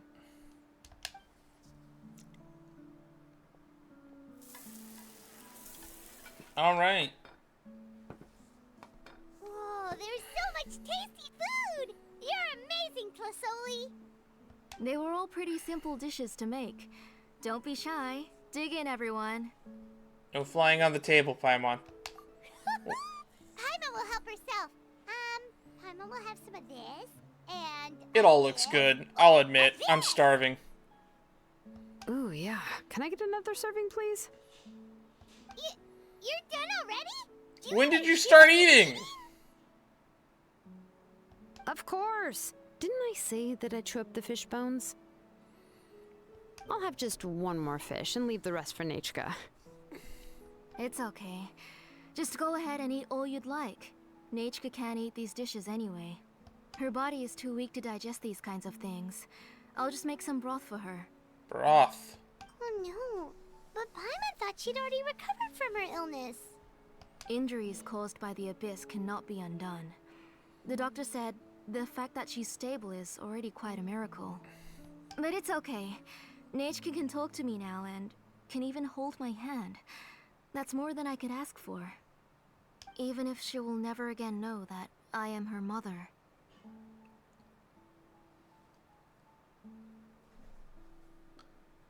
Did we know that? What? What do you mean? The doctor said the abyss has had an irreversible effect on Nachka's soul. She's lost all her memories from before she was injured. That's fucked! The doctor also said this sort of memory loss isn't like simply forgetting something. Rather, she can no longer remember anything from before that fateful day. Ugh. Huh? But how does that happen? about the woven scrolls that the Masters of the Night Wind use to record things, right? Well, generally speaking, forgetting things is like when the woven scrolls would gradually start to fade. As long as you repaint and weave the threads again, the faded memories will come back to life. But there's nothing there. It's a blank But the sheet. case of Nechka's memory loss is as if her woven scroll had been cut in two, and the portion of the past was burnt to ashes. Ew. The books she loved to read, the flowers she took joy to grow, and the time she spent in this house were all cut off by the abyss, and can never be retrieved again. As one example of that, Nechka now only sees me as a strange, unfamiliar auntie who claims to be her mother. She's a good kid, and doesn't want to upset this lady who's been taking care of her so much, so she still calls me Mom. But I've always had a feeling that she's constantly wondering about things like, where is her real mother? Why is she stuck here in this house? Was she abandoned? This is hurting my soul. Nechka really has Why did no I agree idea to do that this her real today? mother is right in front of her, and has never left. So you plan on recreating Nechka's woven scroll all by yourself? What do you mean? Ah, I see. All the missing memories are always Nechka related. So you're stealing other people's memories of Nechka to give to Nechka. That's what your game is. Or should I say, you've already started reweaving that scroll long ago. The Blaze Gem inscription. Whose is it? Oh, you pickpocketed, didn't you? The delivery guy's. I saw it hanging from his waist, so I asked to borrow it from him. Don't worry, I'll return the inscription to him once we've figured everything out. These things aren't cheap, after all. When did you know? Yeah, I noticed it back when Blaze Gem inscriptions suddenly became popular among the tribe. It was then that I also noticed that everyone wearing Blaze Gem inscriptions had varying degrees of memory loss. Traveler, you've picked up on it too, haven't you? I feel like I've seen this storyline done in another version of media before. Wasn't this the plot of, like, the Sword Art Online Ordinal Scale movie? Like, the scientist trying to recreate his daughter by collecting and harvesting all the memories of her from everyone else in SAO? I feel like that was the plot. Am I misremembering? Or is this just, like, a thing that is very common in fiction?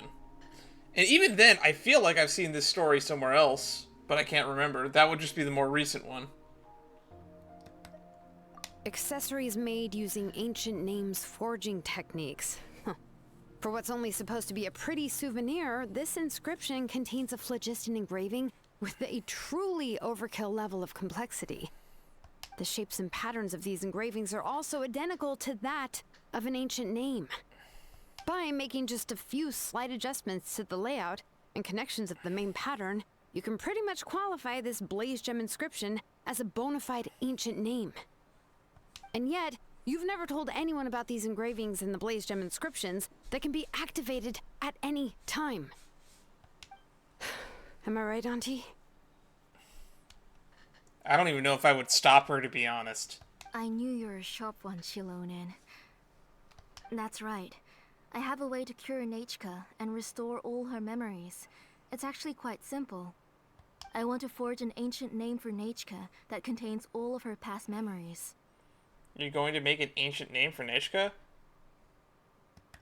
But ancient names must be approved by the Wyab. And the reason they must be approved by the Wyab is because the memories they bear are all stored within the ley lines. Extracting those memories from the ley lines requires the Wyab's assistance. But your plan wouldn't need you to do any of that, right, Auntie? You get the memories from a more easily accessible source. Your Blaze Gem inscriptions will help you complete that part of your plan in the ley line's place. You will use the inscriptions to form a massive memory bank for Nechka. And the ancient names you're trying to forge will be used to extract corresponding memories from the memory bank. A memory bank? Wait, so the reason all those people were having trouble remembering stuff is because The Blaze Gem inscriptions took away any memories related to Nachka? I wouldn't say any, only some. They still remembered a lot about Nachka, but it was very specific things that they were forgetting, which would probably be specifically things in Nachka's past before she was sick. Specifically. Even though Nachka has forgotten her own past, her life was still witnessed by other people. Using other people's memories of Nachka to reconstruct her past? This is the first time I've heard of such an idea. I think it's crazy that this is not the first time I've heard of such an idea. You've seen through my plans, Shilonin. You're as outstanding as ever. Far more brilliant than me. I intend to use this method to collate all the memories related to Nachka and allow her to regain her past again. Why not just give all of yours instead of stealing from others? Self-sacrifice and whatnot. Wouldn't extracting memories like that hurt the person carrying the Blaze Gem inscription? Not at all. Every time a Blaze Gem inscription extracts memories, the process is under my precise control. That way, there's no chance of anyone in the tribe getting hurt. This is the central inscription that controls all the other Blaze Gem inscriptions, which will also soon serve as Nachka's ancient name. You made all of this yourself, Tlasoli? Even though it's not an official ancient name, that's still a lot to do on your own. It was lots and lots of work. It was truly exhausting. Or perhaps I've just grown old. You saw it yourself. I nearly fainted just from being in the sun. I could collapse tomorrow, or even in the next few moments, but Nachka's ancient name is still far from completion. I've solved the issue of storing memories, but I still don't know how to connect Nachka up to this central inscription. This seems like a lot of work for, like, the key important part of the plan to not work. I thought you'd just modify your own ancient name.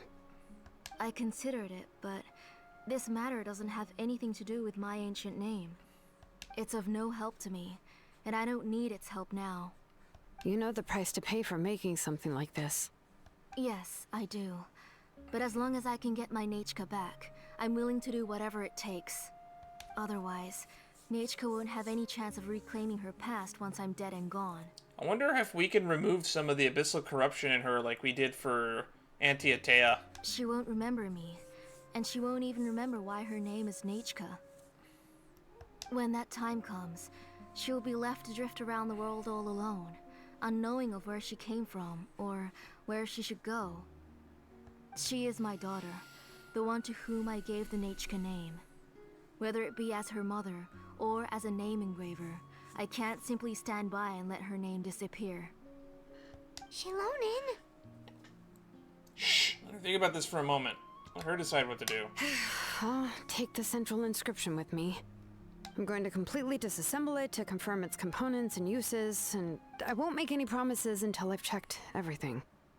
Say goodnight to Nachka for me, Auntie. Oh, wait. I've also finished the inscriptions for the Traveler in Paimon. Let me fetch them for you. What are they gonna do to us? I'm sorry it took me so long to finish them. Hold on, Auntie. The Traveler and Paimon have never met Nachka before, so you can't draw any memories from them. That wasn't my intention. They're just ordinary gifts.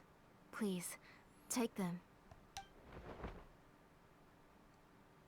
Uh-oh, that doesn't sound good. What was that noise? That sounds like someone falling out of bed to me. Nachka must have woken up and wants to get out of bed on her own. Sorry, I'll go check on her first. Nachka, don't try to get out of bed. Just tell Mom if you need anything. You go ahead and take care of Nachka, Auntie. Let's go, Traveler and Paimon. There are a few things I want to tell you. Uh-huh.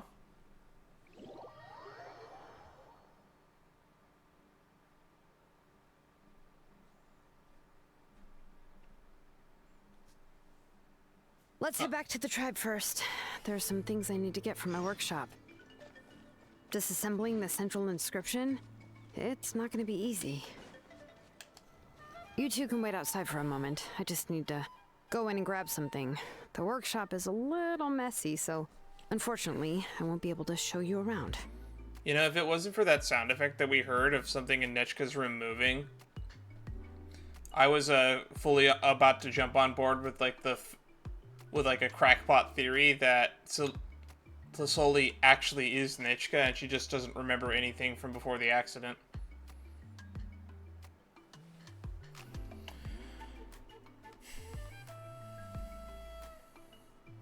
But that heart-throbbing story is also probably convincing as well. A mess is what I like best. Oh, yeah, that's not really what I mean. It's not the mess that's really the problem. It's just that the workshop is cluttered with way too much stuff. Books, files, and even ancient texts I got from the Masters of the Nightwind. Everything's piled up to the ceiling. You probably won't know where to step once you're inside. Kachina suffered quite an unfortunate series of events the last time she went inside. Well, I suppose it was my fault for being so focused on searching for information at the time that I forgot to lock the door. After entering the workshop, she was shocked to find herself face to face with a massive woven scroll from the Masters of the Nightwind, and then she turned around and knocked over a huge stack of forging blueprints. She tried to step out of the way, but tripped on a poster tube that was behind her. Why are we getting visuals for this? The forging blueprints came crashing down right onto her head. Oh Was she okay? She's lucky I noticed in time. I found Kachina in a daze and managed to save her before an entire set of the history of the Children of Echoes was about to bury her. I then dragged her up to the second floor. There's a second floor? You just described it how, what was it, Ascendance of a Bookworm started. Ever since then, Kachina always waits outside the door and doesn't dare take a step in whenever she comes to see me. Are there really that many books inside? I thought a workshop was supposed to be full of tools. yeah, you're an artisan and craftswoman after all. We thought there would be weapons and armor hanging all over the place. But it seems more like a library than a workshop. Well, my primary work is forging ancient names, which is much trickier than making swords and tools. Aside from the necessary craftsmanship, I also need to consult many ancient texts. You probably already know that each ancient name represents a certain spirit, behind which are countless related stories to support it. In other words, the essence of an ancient name is the physical manifestation of a certain spiritual will. And as a name engraver, when I'm working on a new ancient name, I'm not only trying to give it a physical shape, but more importantly, I'm also trying to understand the spirit contained within the name. And to do that, I have to collect as many related stories as possible and read through them all. Interesting. But, as you might know, people tend to add a lot of extraneous details when it comes to stories about themselves. Yeah, I do that a lot. For stories that have been clearly exaggerated or altered, I must gather other related stories and information as cross-references. This way, I can filter out all the absurd and exaggerated details and restore the person's life to its true nature. Only in true stories can you find the authentic spirit. And this is the only way for the spirit to become an ancient name that matches its essence. We've heard about the concept behind ancient names before, but after hearing you explain the details, Paimon can't help but think that ancient names are really powerful. Well, no matter how powerful ancient names could be, they would never be able to suddenly turn into a blade or allow you to smash through an entire cliff in one punch. Darn. Coming back from the dead is pretty cool, though. It's just a form of spiritual power that's passed down from generation to generation. It doesn't have those kinds of physically tangible effects. Well, take your own names, for example. From the moment you appeared in this world, some person had already prepared a blessing for you. And that person then condensed this blessing into your name and gave it to you as a gift. It may feel like the moment you received your name is already in the past, but it will always stay with you and move with you in the future. A name is a blessing. Unless you have one of those parents that gave you a horrific name. Names are blessings for the future from people standing in the past. Well, that's what Auntie once told me. With this blessing, people will become more confident as they walk into their future. To put it another way, it's like having a lamp in your hand as you walk through the darkness of night. Oh, Paimon gets that. If you're alone when you're walking in the dark, it's easy to get scared and tired quickly. But if someone else is walking with you, then it won't be nearly as scary. And, well, you might still get tired, but it'll still be a whole lot better than walking alone. The Traveler always has Paimon by his side, though, so he'll never have to worry about that. Oh, Paimon sure many wish they could be in your shoes, Traveler. Probably. I do. Please, you're always the one to get tired when we're out on the road. Paimon's always flying. Of course it gets tiring. But we're getting off topic. We can talk about that later. Please try not to eat so much. Anyway, this is what Clisoli told me when I was training as a name engraver. And to be honest, I've only understood 20% of what she said at most. I've never been able to figure out the rest. Damn. And Malvika says you're the most impressive name engraver. But doesn't that mean you basically don't get it? Well, that's not entirely true. Auntie and I have at least come to a consensus on the most important thing. You know what? I am sick of talking. We can talk about all of this later. Please, wait a moment while I grab my things.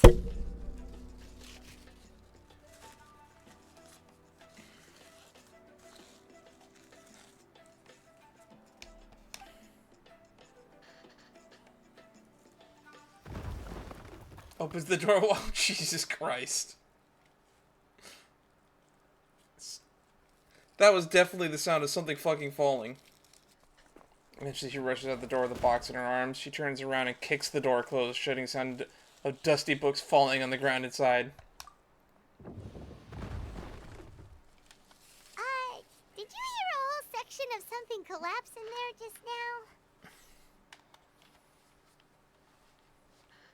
That might be a new record for the most messy room ever. It's fine, it's fine. It was just a bunch of very old ancient name records. I've already made copies of them. I think that's why there's so many of them, is you're making too many copies of things. I kept this set of phlogiston wedges in the back, so it wasn't easy to take out. I had to resort to brute force. Come on, let's go disassemble the central inscription. It shouldn't take long. I definitely want to see the inside of that place. Why are we going up here to disassemble? Don't you have like a work table right over there? Here we are. This is the place. This cliff is pretty high. What are we going to do here? Are we going to climb to the very top and then throw this inscription down the cliff? We're disassembling it, Paimon, not destroying it. I'm going to use phlogiston to make an engraving circle on the cliff wall. That will allow me to investigate the internals of the central inscription. Now let me see if this thing can even turn on. I was still an apprentice the last time I used it. Before we attempt to engrave the inside pattern of an ancient name with phlogiston, we always use this to draw out the engraving diagram on a cliff or open ground. Kind of like the weird projector thingy from Bottle Land. Only after we've confirmed that phlogiston can flow properly through the internal engravings, can we start formally working on the small internal engravings of the ancient name. If we want to dismantle the central inscription in a non-destructive manner, we'll have to use this thing. I really don't want to engrave such a large diagram with my bare hands. Oh, so you'll be able to see what it looks like on the inside without ruining Tlasoli's inscription? For the most part. If it were just an ordinary unfinished ancient name piece, I'd just take it apart and pour phlogiston into the internal engravings to see everything. But since it's a central inscription, it would be better not to destroy the blessing that Auntie has prepared for Nechka. So, Shilonen, does this central inscription fall under the 20% you understand about ancient names, or the other 80% you don't understand? No, Aether, that's not how math works. There's an 80% chance that it's part of the 20%. Oh, don't worry. As I said, Auntie and I share an understanding of the most important principle, which is names are intrinsically valuable. Only by having names can things be sorted and categorized. They allow the world to become more orderly and identifiable. Yeah, I don't know. You could organize by things other than name. For example, when I order ore, I would usually say I need volcanic crystals of about 35% purity and no more than 3% of impurities. Without specific names, I would only be able to go to the ore merchant and say, I want this and this. No, this isn't it. That one. No, not that one either. Yeah, you see what I mean? Names are a crucial part of how we standardize our workflow. Without names, the work would be impossible. So you're talking about it from a technical perspective. Yes, because forging ancient names is first and foremost a technical job. There's no debating that. I wasn't debating against that. As for the question of why it's important, as long as it does not affect your ability to perform your work, you'll gradually understand it as you put the process into practice. You really care about efficiency above all else. Sounds like the most efficient approach. After all, creating an ancient name is quite the complicated process. It must be if you don't understand 80% of it. Well, let me break it down even further. We're not in the tribe right now anyway. Essentially, by forging ancient names, I'm assigning nicknames to the heroes in Natlan's history. That makes sense. Giving someone a name is a subjective expression. You just need to express your hopes and wishes for them. Makes sense. But giving someone a nickname is a much more objective expression. To come up with a fitting and accurate nickname requires much thought and observation. Makes sense. If ancient names or nicknames aren't descriptive enough, no one will remember them anyway. Yeah. Which makes me feel weird because I have so many nicknames that people have called me over the years. Dan is the one that I've used the longest, but people have called me Wizard, Goldbeard, that guy, DJ, and so on. So the best I can do is gather all the information I could and try to come up with the most fitting nicknames possible. Even a minor mistake in the process could cause people to misunderstand the nickname. For a name engraver such as myself, such mistakes would be considered a major blunder. Paimon, nicknames are your specialty. See, your nicknames need more thought and observation, Paimon. Paimon isn't trying to come up with a nickname for Shilonen. Besides, all of Paimon's nicknames have been very descriptive. Everyone can remember them. Whatever you say, sky-cleaving white iron lavender melon. Phew. Now I'm curious. Why don't you, come up with one for me? Are you serious? I would have called her crazy old cat lady, but that feels offensive. Of course. This is also my line of work, you know. Go ahead. Oh, now I'm really curious what Paimon comes up with. A nickname? Shilonen. Well, she uses phlogiston to forge weapons and make names for others. Don't overstress, Paimon.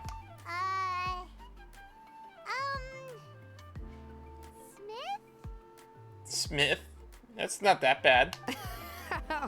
Yeah, not bad, not bad. And quite fitting, too. I'll remember it. But, you should keep observing my work, Paimon. Maybe you'll come up with an even better nickname. Right, okay. Time to make like a smith and start smithing. Watch closely. Alright. Oh, interesting. Alright, connect the phlogiston edges.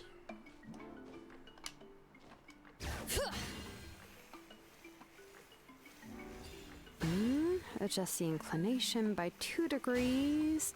I didn't know that she could rollerblade on the error wall. margin is within an acceptable amount, but I'll extend the inscription link a little more just to be safe. I'll leave some space here.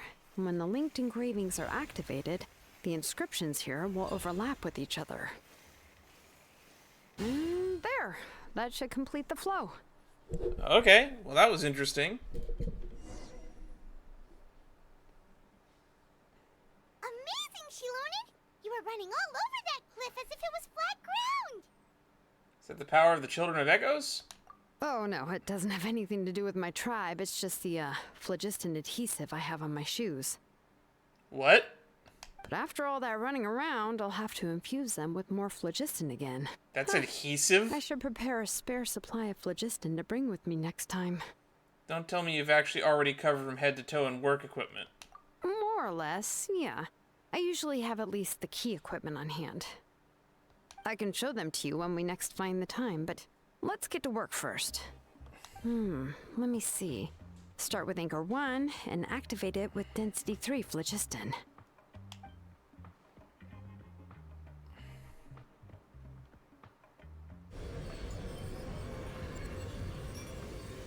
Okay, something's happening. This is in the 80% of stuff I don't understand. Whoa! A super huge diagram just appeared! Tlasoli's central inscription is even floating! That sound does not sound very settling. After some time, it blasts phlogiston cease, and the central inscription turns into Shilonen's hands. Okay. So are you done checking the inscription, Shilonen? How does it look? I didn't find any anomalies in the phlogiston engraving. All the adjustments are indeed based on ancient name engraving techniques. So you're saying that everything's normal? That means we can help Tlasoli and Nichka now, right? I hope so. Well, probably, but I have good news and bad news. Oh, but I'm also just going to go ahead and share both, so it's not like you'll have a choice in the matter. La la la la, I can't hear you. Paimon will cover her ears after the good news. Haha! Thanks, Paimon. You and me share brain cells. Even if you cover your ears, the issue will still continue to exist. But, before we get to that, I want to ask the Traveler a question. What are your thoughts on absorbing memories? Somehow doesn't seem right. I knew you felt the same way, and that'll save me some initial explanation. I've never been very good at that anyway. It's hard to control the absorption of memories. Technically speaking, this type of inscription has the power to do far more than absorb memories related to a single person. By herself, Auntie can't handle that level and scope of work, but if she has accomplices, it is completely possible for her to use this inscription to accomplish far bigger things. I think she's working with, what's her name, with the gem goggles. Accomplices? You make it sound like she's committing a crime! Well, here's the good news. Yes, this blaze gem inscription would be the perfect tool to commit crimes, but we haven't found any accomplices or signs that she intends to put it to such uses. From a purely objective standpoint, we can consider that possibility as yet to be confirmed for now. The bad news is, there's still an underlying problem with this blaze gem inscription that cannot be ignored. A problem being? I believe I've mentioned this before. Ancient names operate with the help of the Waiab, granting them the power to read information kept in the ley lines. In this process, the Waiab actually function like relays, helping the ancient name bearer sense the information from within the ley lines. If you remove the Waiab from the process and don't use any tools, then finding a specific story is akin to trying to scoop up a specific grain of sand from a rushing river. So before you're even able to retrieve the sand, you'll most likely drown. Yeah, exactly. Anyone who attempts to do so will likely lose most of their cognitive function or become a babbling madman who talks to themselves all day long. Like a crazy old cat lady that does nothing but talk about her daughter. Now, let's consider the memories that Auntie has gathered as the ley line, and Nichka as the only ancient name bearer of this ley line. There's no way Auntie would let Nichka plunge into the river of memories without any tools. She'd only be overwhelmed by the surge of memories. And considering that Nichka has forgotten all of her past, she'll be unable to work on her own to accurately find the correct past. Only Aunt Tlisoli can help her filter the correct memories of her past. So, if my hypothesis is correct, Auntie is actually planning on turning herself into Nechka's Wyab to help her extract the corresponding memories in the different situations she may face. That makes sense. In an ideal world, this would be perfectly fine. As long as every extracted memory is correct, Nechka would essentially be getting her past back. I think that you're going to have missing puzzle pieces still, because not every memory of your past will ever have been witnessed. And I also believe that there The won't ley be lines, any however, could mistakes do in that, everything I guess, that 'cause Auntie they're just remembers the about Earth. Nechka. The Earth will always witness your actions. Unless you're an astronaut. But Auntie is not a Wyab. Her body won't be able to handle the load for long. So at any moment she might just, I see, so this problem we can't ignore. How can we solve this problem? No matter how we try, Tlisoli will... She's already ready to pay that price. Names are blessings for the future from people standing in the past. I've also made up my mind. Come on, let's go see Auntie. It wouldn't be a JRPG if you couldn't just randomly run into somebody's house. Just try that in real life. See how many people leave their front doors unlocked, and you can just walk into their homes.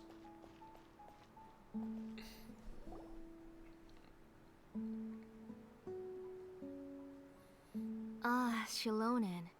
It looks like you've made your decision. Am I right? Yes, here's some research that I've done.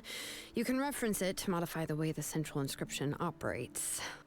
I'll also help you continue working on the Blaze Gem inscriptions, but I must have complete control over all the inscriptions and the ability to oversee their uses.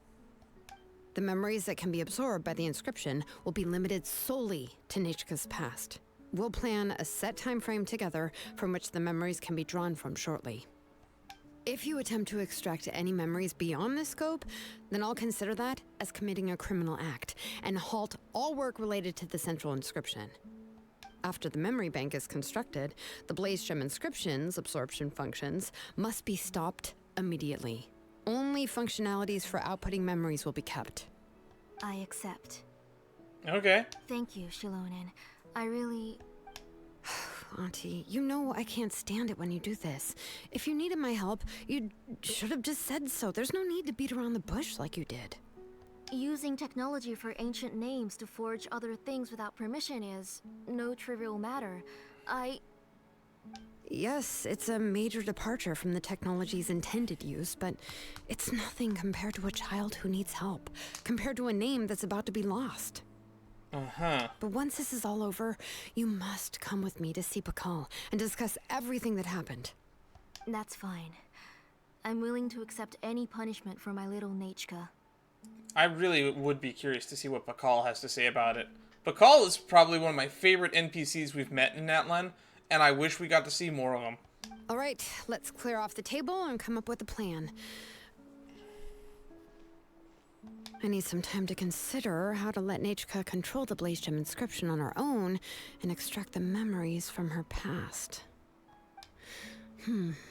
Oh, by the way, did you give the book to Nechka? How could I just hand her a birthday present that you specially brought for her? I've picked out a box and packaged it up. Wait till her birthday and then bring it to her. It'll be a nice surprise.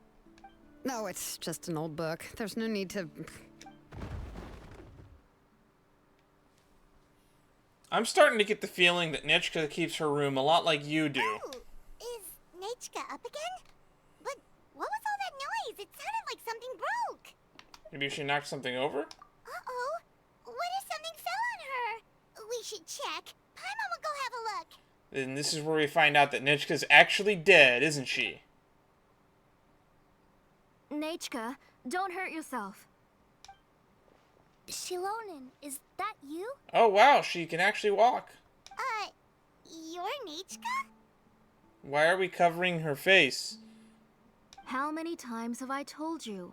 Don't get out of bed on your own. You were running a fever yesterday. Hello, Nechka. Thank you for the book. I've already read it several times. You've already read it? But didn't Tlasoli package up the book that Shilonen brought? No. She's all mixed up. The one she read isn't from Shilonen. It's one I bought for her before. A few days ago, she told me she wanted a book. I know nothing about these kinds of books, so I had no choice but to go to the tribe and look for a copy. I eventually found one and bought it for her. I put it in her room once I got back. Wait. Soon after, she suddenly developed a fever. I was so busy taking care of her that I forgot about the book and even forgot that she had asked you for a gift. Auntie, do you know which version of the book you bought? Which version? The shopkeeper said it was the one with the perfect ending to the story. Apparently that's the only one you can find on the market now. Ugh. It's all my fault. You wasted your money and now it won't even be a surprise. Oh, it's all right. It's just a book. As long as Nishka enjoys it, that's what matters. Oh, right. That sounds... probably doesn't know us. That sounds like the newer copy. You're Paimon and Mr. Traveler. Mom told me about you. Oh, seems like everyone knows who we are now. No need to introduce ourselves anymore. Hello, Nishka. I'm glad that she actually has a what I assume is a unique model, because I kind of get annoyed when we get NPCs that are sharing models. Like when we were doing the Scions of the Canopy, like the kids there look a lot like the kids at the start of this quest, to be honest. Hello, Nishka. Yeah, Nishka seems to be doing pretty well today. Since she's been stuck indoors for the last few days, why don't we take her out for a walk?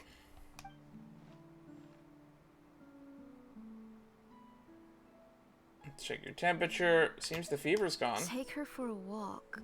But considering her condition, I don't think she... Oh, don't worry, Auntie. She'll be safe with the Traveler and me. Do the thing. See if you could get the abyssal corruption out of her while while we're here. And if anything comes up, we'll be sure to find the doctor immediately. Besides, it's her birthday in a few days, and we need to go to the tribe to buy some things. Let's give her a proper celebration. What do you think, Auntie? I'm glad that she lived through that entire fiasco that was going on with the giant orb of death in the sky a few days ago. I promise I'll be good, Mom. Didn't you say before that I need more fresh air? All right. As you wish. I also happen to have a few repaired blaze gem inscriptions that I need to get back to the tribe. We can go together. Wait for a moment. I'll go get Nechka's water bottle and some towels. Some medicine. Oh, and a parasol. A parasol? Someone call Navia. Talk about being prepared. You can camp out with all that stuff. It doesn't hurt to be prepared. Okay, let's go. Alright, strap Please it up. be good now, Nechka. Don't cause any trouble to It's too heavy. Shilonen and the others. Oh, you can let me carry these. And don't be a stranger, Nechka. Feel free to tell us anything. And even I was quite a handful for Auntie when I was little. I'll just put it in my inventory. Yeah! It's not often you get to go out to play, so just have fun. Everything will be fine. If you don't stir up some trouble when you're little, then you'll never have a chance to again. Okay. Thanks, everyone. And please don't worry, Mom. I'll be good. Let's go look for Ignal. I've had her blaze gem inscription for a while now, and I'll finally return it to her today. Okay. This will be probably one of the longest streams I've ever had. I think the last time we did a full 6-hour stream was one of the Penacony missions in Honkai Star Rail. I don't usually get a full day where I can just stream for 6 or 7 hours straight. Tosoli, what brings you to the tribe today? Oh, and Nechka too! Oh, she seems to be doing much better now. She's even out and about. I'm sure it won't be long before she'll be playing with Chanil and the others. I hope so. Here, Ignal. This is your inscription. I've finished repairing it. Oh, thank you for bringing it back for me. Oh, by the way, I came across a piece of good quality ore a while ago. I was thinking of using it to make some pretty jewelry for little Nechka. I remember that Nechka would become so happy every time she saw a shiny ring. Right, Nechka? I'm sure she'd love that. Thank you. My pleasure. Give me a moment. I'll bring the ore. That's another memory. Put it in the bucket. Oh, I can make the jewelry for her. What kind would you like, Nechka? I would like... something shaped like an embercore flower would be nice. She was always asking me before to make her an ancient name with an embercore flower design. Noted. I'll make that as a gift for her next birthday. Sorry, Nechka. It won't be a surprise for you. That's okay. Thank you, Shalonen. Found it! Sorry to keep you waiting. Alright, missing Here. memory. Please, by the way, Nechka, feel free to write to me if you ever want to know more about ores. Well, I was shocked last time when you wrote me out of the blue asking for a volcanic crystal. Sorry about that. She can hardly contain her curiosity now that she started to recover. She's still too weak to go out whenever she wants, so she begs me every day to help her write letters to people in the tribe about all sorts of things. I have a weird feeling about how much you're speaking for her. That's how you know she's one of the children of Echoes. It's normal for us to be interested in ore. Everything's looking up! Oh, we're just like the main character in the new version of Tequil the Brave, when he was about to save his brother Remak. What the fuck are we talking about, Paimon? What does that have to do with anything right now? I didn't just spend like 30 minutes reading that book so that we could talk about... What? According to the story, we should be right around... let Paimon see... Tequil prayed to the goddess of mountains and fire. Let my brother's name ever live on. I am willing to sacrifice my heart and blood in return. The goddess replied, I've heard your prayer. Oh but no, your brother Paimon's is getting no into longer goddess your mode king. again. His name has sunken into the deepest of depths. Then Tequil said, turn my blood to fire so my heart may illuminate the depths. I will bring my brother back before my blood runs dry. Which I think is what's gonna happen to your mom. Oh, you remembered that whole line, Nechka? Paimon remembers that's exactly what the book... huh? Wait, what did the book say? Well, you forgot? Didn't you just read it, Paimon? Paimon finished both books in one sitting. A lot of their content is nearly the same, so it's easy to get mixed up. Yeah, fair. I did read both of them back to back. But the ending in the older version is more interesting. Even if it's hard for kids to, well, completely understand. Oh, wait. Nechka hasn't read the other ending. It's okay. Just wait a bit and Paimon will read it out for you. That's not true. Actually, I already know the other ending. You already know the other ending? But didn't you only read the edition your mom got for you? Hey, what are you all chatting about so happily? Huh? Mom. Mr. Traveler and I were just talking about the ending of that book. We were just talking about how the bad guy was defeated and everyone returned home safely. It's a really happy ending. That's not the other ending she was talking about. Aren't happy endings always nice? But if you already read the whole thing, then what will Mom have to read to you at bedtime? Guess you'll have to go to bed early tonight. But I'll buy you some more fairy tales next time, okay? Okay, Mom.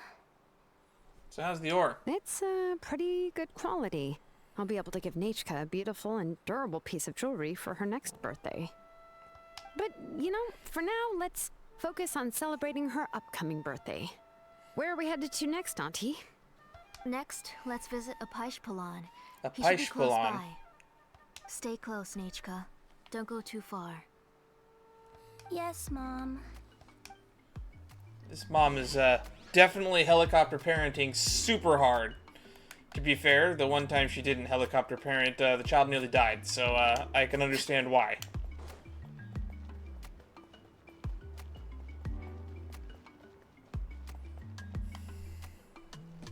Why do my eyebrows keep twitching today? Strange. That is a weird sentence. That means you're about to hit the jackpot, Apashpalan. I didn't expect to have 2 name engravers coming in today. Welcome. What are you looking to buy, Tlazoli? I'll give you a discount like usual. Whoa, offering a discount just like that? Plasoli sure has connections. She was once our name engraver and did a lot for the tribe. It's only fair that I offer her a discount. Makes sense to me. Thank you for your generosity. I've finished repairing your Blasium inscription. Here, have a look. Come on, Nechka, say thank you. Thank you, sir. Oh, so this is Nechka. Tlazoli has shown me some pictures before. It looks like you're doing much better now. How about this? Go ahead and pick anything you'd like from the store. Think of it as a gift from me. The mom's gonna interject. No, that's all right. Mom told me that you've already given a lot to our family. Oh, well, that was for your family. I've never given anything just for you. If you don't feel like it, you can also let your mom choose for you. Oh, no need to stand on ceremony, Auntie. Go ahead and pick something for Nechka. His drills and small clamps are good quality. The measurements of each part are exact, and they're always very durable. What? I always come here to buy things if I find myself in a pinch. Didn't we just say earlier that you're not supposed to give tools to a kid? Never mind. Oh, do you have any child-friendly safety scissors? I remember seeing a few different styles. I have a few in stock, but I put them in the back. Let me bring some out for you to pick. Oh, no need to bring them all the way here. Why don't we just go in the back and choose there? It should only take a moment. I don't know much about that kind of scissors. Why don't you just go yourself and... Well, there are too many different designs and varieties of kid scissors. If you don't come and help me choose, I won't be able to pick one that Nechka would like. Come on, Auntie. It'll only take a moment. Come on, Shalonen. Just peel her away from the child so I can continue to interrogate her. And there goes Shalonen dragging Tlasoli off to buy more stuff. Ooh, what a busy day. Be sure to stay close, Nechka. I won't run off. Paimon, who's your favorite character in Tequil the Brave? Personally, to me, I like the snake. Paimon's favorite? Tequil, of course. He went through a lot to rescue his family. Although the brother is pretty cool. In the old version of the story, he was never able to reunite with his family, but he was still really strong and fought as best as he could. He's a brave character. I admire his courage. I like the brother more. Nechka? Which character do you like? She's gonna say the brother. I like Remok. Oh, the one who was possessed by Quatlique, but never Quatlique. forgot his brother Tequil. He was also an amazing character. He was. If it wasn't for his determination, both he and his brother would have been defeated by Quatlique in the final battle. Man, you remember all the details, Paimon. Seems like you really were immersed in the story. Of course! A story's only interesting if you can really get immersed in it. Hey, Nechka, why don't we play pretend? You can be Remok, and Paimon will be Tequil, okay? You just like reciting epic lines. Mr. Traveler, can I play the role of Quatlique? Oh. But isn't she the villain? In the old version, she even ate Remok and took on his appearance. You said it yourself. That's the old version. That wasn't the one Nechka read. Ah, right. She read the version with a happy ending. And that one, Quatlique was defeated and the brothers both survived. Well, it doesn't matter. Only the lines at the end were different. You can go on ahead and say your favorite lines, Nechka. Paimon's read both versions, so she'll be able to play along. I have also read both versions. My favorite line is the one from the end. It's... Come here, Nechka. God! Look Fuck! at you. You're Come strong. on! Mom! Let me wipe your forehead. Now, drink some water. This child. You forget everything as soon as you start playing. We've picked something out for Nechka. Apashpalan will deliver it to Auntie's house once he's packaged it up. How was Nechka? Oh, we were just about to get to the exciting part. Did you leave us with Nichka on purpose so we can talk alone with her? Really? Oh, now that Paimon thinks about it, Shilonen has dragged Tlisoli away from us a couple of times now. But why? Nichka has a strange look on her face. Seems like she has something to say. Let's talk later. Just trust me and act normal for now. I'm glad that I'm quick on the up and our up. last stop, Auntie. It's real hot today, and we shouldn't let Nichka be in the heat for too long. Right. Let's go see Chevin and head back home. All right, Chevin. Hoya.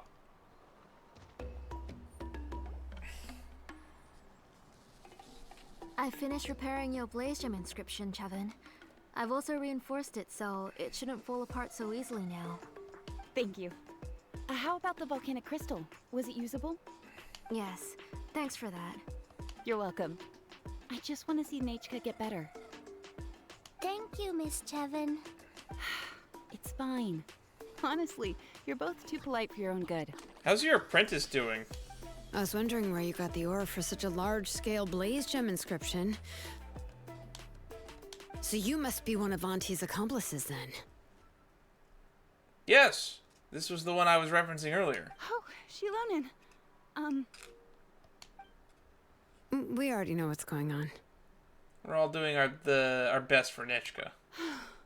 You had me worried there. I thought we'd been found out. We'd be in real trouble if Pakal ever got wind of it. Pakal's about to walk up, isn't he? To be honest, I won't be able to cover it up for much longer. I've been traveling away from home every few days, and the ore reserves have noticeably decreased. The last time Pakal came and asked me about it, I could only say that I'd been using up a lot of ore to research new styles of jewelry. As for why I had been leaving so often, I said that I'd found a new ore vein and wanted to extract some new gems from it. Sorry. I've been talking my head off. Please, come in and have a seat. Sure, we can sit for a moment, but... Miss Chevin, can I go see some of the jewelry over there? Ooh, the child's picking up on things. You mean Amisha's work? Sure, go ahead. Remember to stay in the shade as much as you can. Paimon wants to go too! We'll go together. Paimon hasn't looked at Natlan's jewelry very closely yet. I'll have to buy you some. You can buy a whole set. Then Paimon's gonna take a good look at what they have. That jewelry seems a little bit oversized in my You opinion. haven't bought any jewelry for a while, Auntie. Why don't you pick one out? Shilonen's taking Sully with her again. Let's start talking with Nichka. Come on, Nichka! We don't know anything about Natlan's jewelry, so you can help us pick something out. Mr. Traveler, Oh, Come here, Nichka. damn it! Ugh! Sorry, Chevin and Shilonen, but it's already getting late. We should be heading back now. It'll be Nichka's birthday in a few days, and there's still a lot for us to do before then. No problem. I'll be sure to bring her some beautiful jewelry to celebrate. Mom,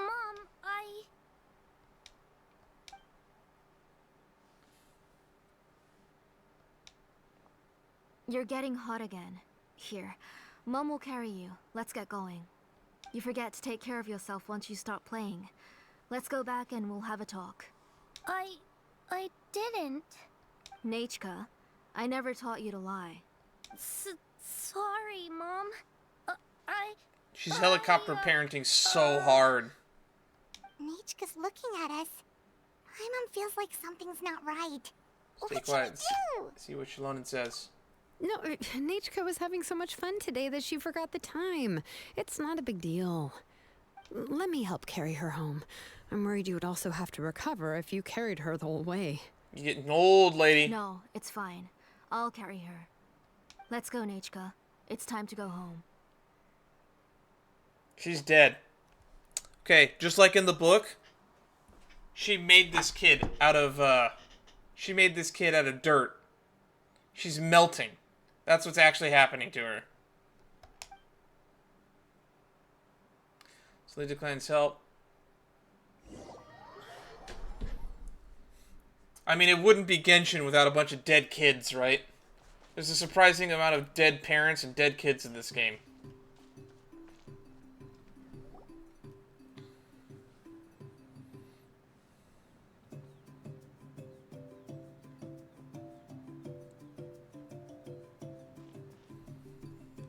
Thank you, everyone, for spending so much time with us today. Please be sure to come to Nichka's birthday There was actually a party. lot of hints that she's probably just made out of dirt. Because remember, she can't eat. She can only drink the broth. I hope she'll continue to feel better. Alright. It's nearly bedtime for Nichka, so let's part our ways here. Oh, Auntie, remember to give her the book, that copy of Tequil the Brave I brought. I went to a lot of trouble to find it. I understand. Really, do you think I'd let your efforts go to waste? It's very special to receive a book from you. I'm sure she'll put it somewhere safe. Right, Nichka? Yeah. Thanks, Shilonen. Oh, put it somewhere? Isn't she going to read it? Well, I've read the story to her many times already. She's even memorized nearly every line. No, that won't be a problem, Auntie. Nichka's probably never heard this version of Tequil the Brave. Oh. What's different about this version? The majority is about the same, but the ending is different from the one that you bought her. The one I gave her is the unedited version that was originally published. It was released long before Nichka fell ill. Oh, but I remember you were never very interested in fairy tales, Shilonen. What's with that face? Huh. Well, I was just thinking that if what you said about Nichka's illness is true, she shouldn't be able to remember anything about her past before her illness. Which is why we keep trying to find out. So, the ending to the original version of Tequil the Brave is also part of the past that she should have forgotten. In other words, if she hasn't recently read the old version of the story, then she shouldn't possibly know the ending, right? I don't understand. Why are you so concerned about the ending of this book? Even if she does remember the ending, what does that prove? Maybe she snuck out somewhere when I wasn't watching and read the first edition of the story. Yeah, okay, that is a possibility. After all, she does remember things that have happened recently. In which case, yeah, let's go ask around the tribe and see if anyone remembers Nichka reading the book. There are only a few shops in the tribe that sell books, or we can just ask Nichka where she'd read it. The booksellers all have inscriptions, so there's a chance that their memories... So, you admit that the inscriptions can affect the tribe's current memories? I was very clear that I would consider that a crime and would stop all work on it. There must be a few more books at home. I do not wish to see your blood be reduced to ash, but I have seen the light of your heart and spirit. I beg your pardon? That's the name of that's the line. Nichka, where did you read that book? Answer me. Go home, Nichka. Are you disobeying me?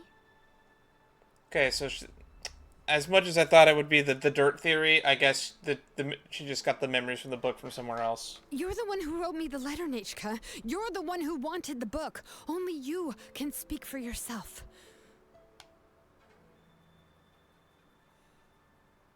We're listening, Nichka. Right here, right now. Remember my name, brother. As long as you remember me, I will never have left. Silence. Oh shit. Child abuse. From the old ending. Nichka remembers it. I know everything. Shilonen, help me, please. Whoa. Something's blocking the door. Get back. What is going on? Oh, damn. Shilonen, wait for us. The tunnel is blocked. We can't go in. There might also be traps. What are all those things on Nichka's walls? It seems Auntie put all the extra inscriptions she made here. There's no one here. Where'd they go? Man, they put all the CGs in this one scene. If she's trying to finish that ancient name, there's only one place she could go. Come on, follow me.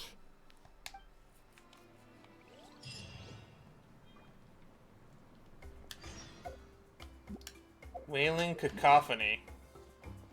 Ah, I see.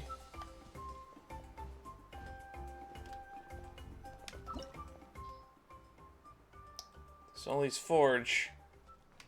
What is this place? Auntie's workshop. It was supposedly closed after she stepped down from her position in the tribe. But it appears that we've all been deceived. Why are there people up ahead? If you're up to shady business, you have to hire shady people to help you. Let's go, don't hesitate! Out of the way or get blown! Everlasting as the moon! Oh hell. Oh, we're going this way.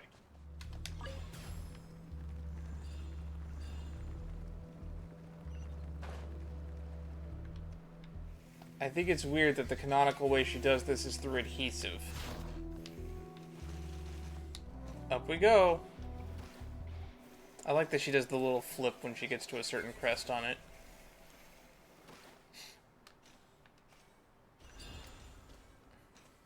Come on, show me your courage. That's definitely a talent curtain. How in the...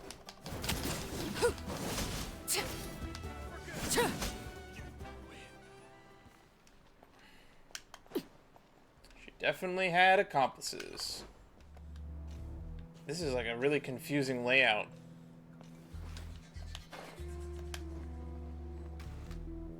Are we gonna have to face a boss fight here? Alright, let's finish this fast! That was... Go on! Out of the way or get blown away! Pitiful! That was quick!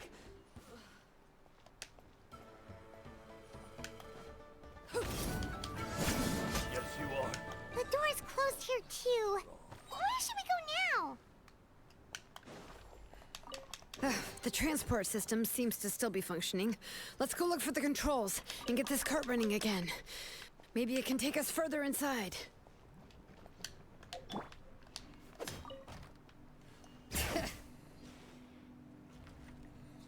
Yep, that looks like the way to go. All right, let's keep going. Just keep following the cart system. How did she get so far ahead of us?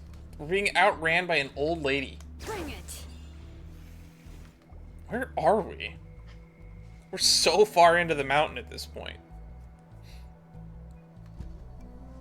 You got here quick. Impressive. How did you get here quicker is the better question. Nechka's up there! What are you planning to do to her? I never lied to you. All this time, I've only been trying to save my daughter. Even though she's not my daughter yet. But once everything is over, she will really become my Nechka. What is she saying? Is she not Nechka? Infusing memories, forgetting the past. So you figured it out. I want to use memories to awaken my Nechka.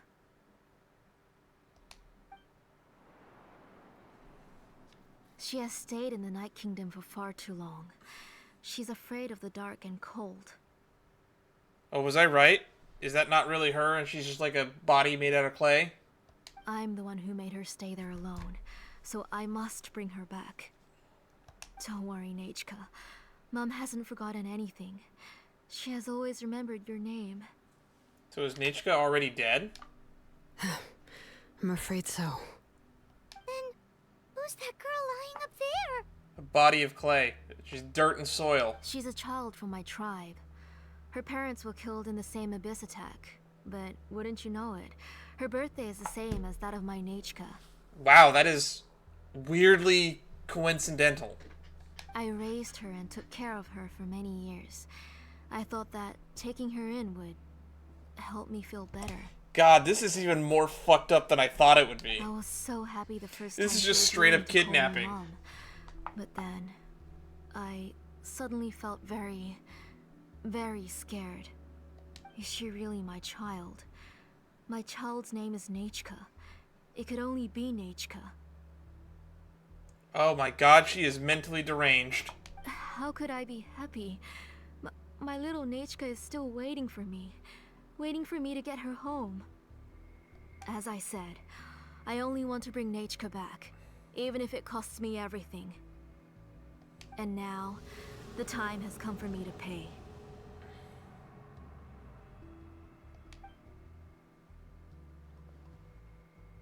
As for my useless ancient name, it's finally time to put it to good use. What was your ancient name anyway? If you're not willing to help me, then you can become the fuel for Nechka's ancient name.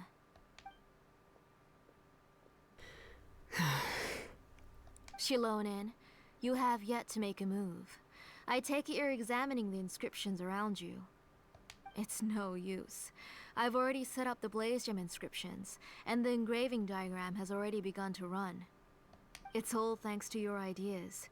Now, the central inscription will finally become Nechka's ancient name. Unless Shilonen put in a failsafe. After Nechka returns, I'll make sure to invite you to her birthday party. Get behind me, Paimon. You're not gonna go up there, are you? Hell yeah! Nechka's already dead. We can't let her harm an innocent child. There's a flaw in this engraving diagram. The weak point is almost about to activate. So on my mark. Don't worry, Nechka. Don't worry. Mom is here. 3. Mom will always be with you. I'll never forget you. 2. 2. Wake up, Nechka. Now. Please. Wake up. 1! Here we go. Cutscene! It's alright. It's alright. You'll see Mommy soon. Nechka. I didn't hear a 1.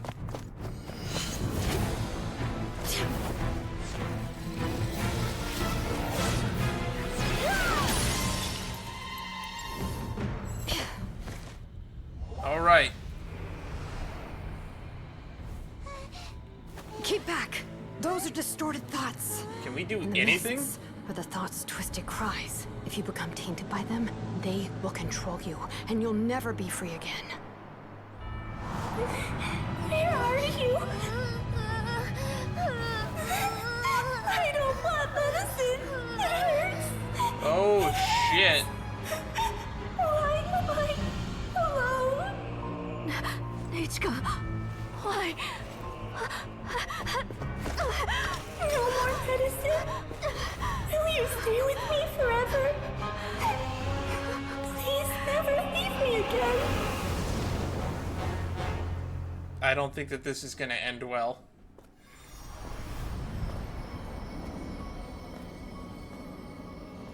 Tlasoli, you're the one who twisted Nechka's name into a shackling prison.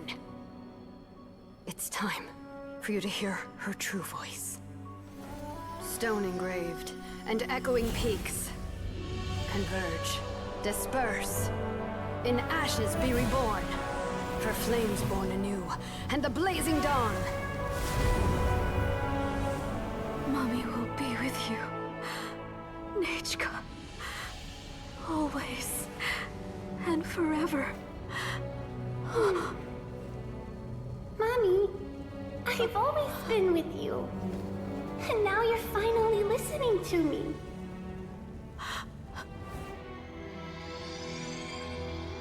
The old births the new, as flowers shield the roots, so life ever cycles until we return to the land.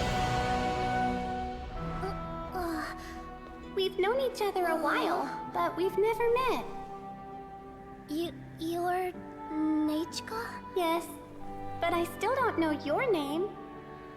My name's Nepeka. Nepeka. It really suits you.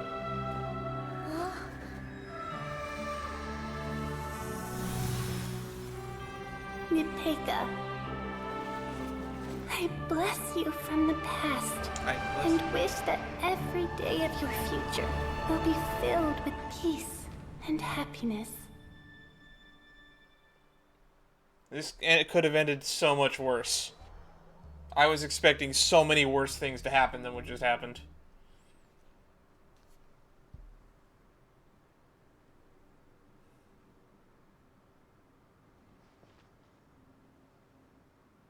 I saw Nechka and was speaking with her, but now, where did she go? Nechka? Nechka? Where are you? Answer Mummy. Please. Please. Shilonen, you saw her too, didn't you? You saw my little Nechka. I felt her hands and hugged her. I was right. I was right. Those gray shadows were just a minor mistake. I just need to restart the ritual again. Alright, I'll start it again and Nechka will... Have you still not come to your senses, Auntie? What senses? I was not wrong. Nothing about what happened was wrong. She's just a little upset and was trying to ignore me. That child sure knows how to throw a tantrum. But I understand. I can accept that. This is getting a little bit out of hand. Enough, Tlasoli! The person you summoned with the Blaze Gem inscription wasn't the real Nechka at all. You collected memories of Nechka from countless people, but you forgot one thing. Among what you gathered were not only real memories, but also countless emotions. Didn't you realize what kind of emotions people would feel upon seeing Nechka's condition? When people held a dying child's hand, when they felt her faint breath and saw the helplessness in her eyes, when they sensed her body growing colder and colder, what could they feel but abject pain and sorrow? I took those emotions. You absorbed those emotions into the Blaze Gem inscriptions and solidified them as a piece of her past. Those gray figures were projections of that past. They could only reproduce the appearance of Nechka in her sickly state. What the real Nechka wished to say was drowned out by those twisted and painful thoughts. I didn't want things to turn out like this. If that was the message they were trying to get across, they did not get that across until it was spoken in words. Nechka has always been with you, Auntie. Everything has long been recorded on your ancient name. The one you said was useless. You exhausted every option and sacrificed everything in the hopes of saving your daughter. That is undeniable. But have you forgotten the true meaning of your own ancient name? We still haven't even fucking heard what it is yet. My ancient name is Undugu. Kinship. The immovable love between you and Nechka has already been recorded in your ancient name, but you chose to ignore that. Names are blessings from the past to the future. You told me that, Auntie. You gave Nechka her name, her first blessing. But now, you've turned her name into a prison by taking an innocent child captive, and you've imprisoned yourself. Nechka is everything to me. Without her, I can't see any future for me. And as for blessings... What blessings have I had since the day she passed? I see her in my dreams every day, grasping my hand, telling me she's in pain, asking me to hold her. I don't know how I would honestly react if I was in her position. I probably would have done all the same things. But I can't say anything. I can't grasp her hand. All I can do is shout her name over and over again until I wake up. Every day, every single day, I've hated myself, and ancient names too. Who knows? Maybe hate would have been the only thing left to her too. You think Nechka would have come to hate you?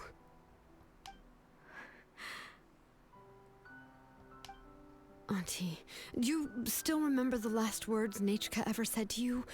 Do you remember what her final words really were?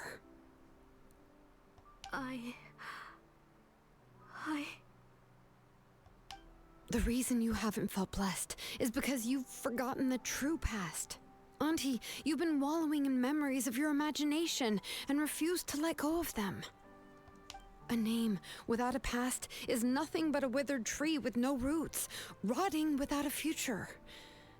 This would be a lot more believable if we didn't establish earlier that you only understand 20% of how this works. It's over, Auntie. It's all over now. Slowly now. why don't you stay lying down? Oh, on second thought, this might not be the best place to rest.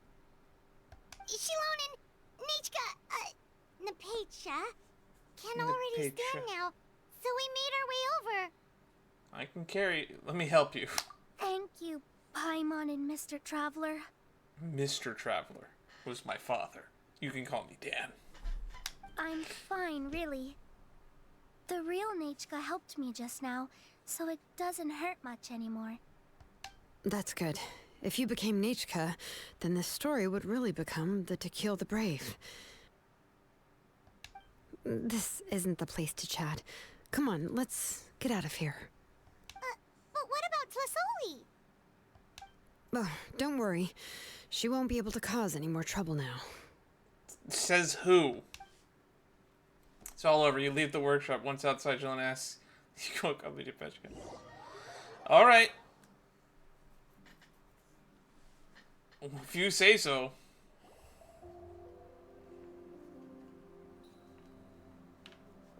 All right, I've locked Auntie in the house with a few ropes. I'll take her to the tribe shortly to be punished for what she did. As for now, we can get away from the house and get some sun. After dealing with all of that, I'm completely out of energy. Me too. She's already planned out everything. Shilonen sure doesn't waste time. Did you come up with a better nickname, Paimon? Imagine, Tlasoli wanted to turn her adopted child into Nichka, and she even nearly succeeded. I think we found out in time. Shilonen knew what to do right away. Yeah, she was so cool in the final moments. She went right into action and took control of the situation instantly. I still think it would have been much more interesting if my theory was right and she literally molded a fucking new kid out of clay. Kidnapping and possessing a dead child over a new one, that's a little bit across the line for me. I knew there were going to be dead kids in this story, though. You could definitely see how I was right about that. Well, it's all thanks to Napeika's resilience. She never gave up. If it weren't for her bravely trying to get help, then I wouldn't have noticed Auntie's plan so easily. Yeah, you're very brave. It was thanks to all of you encouraging me. After all, this was already the last idea I could think of. I tried to get the attention of many others who visited before, but they were all either quickly whisked away by Tlasoli or simply refused to believe me. Even if I told them everything, Tlasoli would just blame my illness to cover it up. All she had to do was start to cry, and then the guest would try to comfort her, but completely forget about me. She would inspect all the letters I sent and any gifts I received.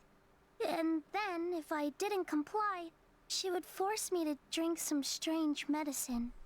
It would put me to sleep for a few days, and it would be hard for me to remember anything.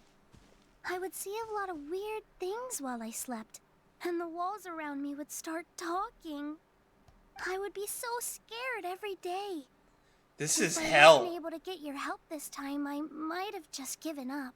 That's all in the past now. Us now, Napeika. If anyone dares to hurt you again, the Traveler and Shilonen will send them flying! Yeah. Sorry.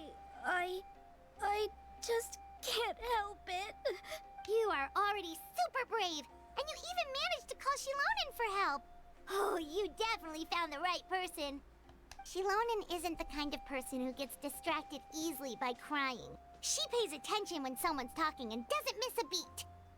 Oh, here we go. We're gonna get the new Paimon nickname. And it was because of your help that I was able to pick up on the details.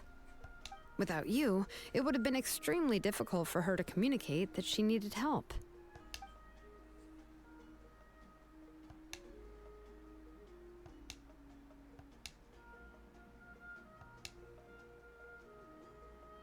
Have a seat, kid. Here's looking at you, kid. Tlasoli would certainly be more on guard if I tried to speak with her, and would probably have just kept Napeika locked up in a room again. So we had a part to play too! But where did Tlasoli even get the confidence to try this scheme? When Nichka was alive, surely many tribe members would have tried to help her. Was she not scared that someone would realize that Napeika wasn't Nichka? She must have been using Blaze Drum inscriptions for a very long time. I mean, if no one has any memories of the original, it would probably just be the same. That's certainly a possibility. The inscription she created would not only collect information related to Nechka's past, but also actively erase people's memories of Nechka. It's similar to graffiti. If you want to paint something new on a wall that has been painted before, then first you must remove the old painting. Not necessarily. You can just paint straight over it.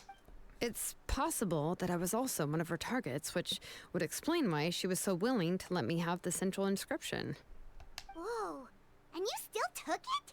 If it were Paimon, she would have thrown that thing away the first chance she had. Well, you can't uncover the truth without taking some risks, right? If I hadn't disassembled the inscription myself, I would have never realized her actual motives. So you suspected her from the very beginning? Oh, no, she's my auntie after all. How could I have seen her as a villain from the start? I didn't see her as a villain even until like the point where she's about to do human sacrifice. Up until that point, I didn't even see her as a villain. The most I did was keep the possibility and a corresponding plan in mind, and it was just our luck that the worst case scenario actually happened. Wow, I wouldn't call that luck. I would call that misfortune. But you don't now that I want look the back worst on case it, scenario. We still managed to rescue a suffering child, even if that wasn't our original intention. The best case scenario was Nechka was not dead and that she was going to sacrifice herself to save her child. Anyway, I think we've just about summarized everything and praised each other enough by now. Everything is finally over, and Nepeka can finally be herself. Cool. What do we do with a kid, though? I don't know if we... I think we gotta give you to Pakal, because I don't think anyone could be safely trusted to take care of you right now. So, what should I do now, Shalonen? Exactly. This is my concern now. You should do whatever you like, of course. No, we No need to one's get... going to lock you up anymore. I think we need a new adoptive parent for you. But I don't know what I can do. Everything I know is about Nechka. What she'd like to eat, which flowers she enjoyed, how she acted and spoke. I'm not her, but I can only be like her. I don't know, Shalonen. I just don't know. That's so fucked. Oh, don't worry, Nepeka. The Blaze Gem inscription isn't working anymore. No one will force you to be somebody else again. But I no longer remember anything about myself now besides my name. What if I never remember my life and lose all of my past? I'm scared, Shalonen. This is a new problem. What should I do?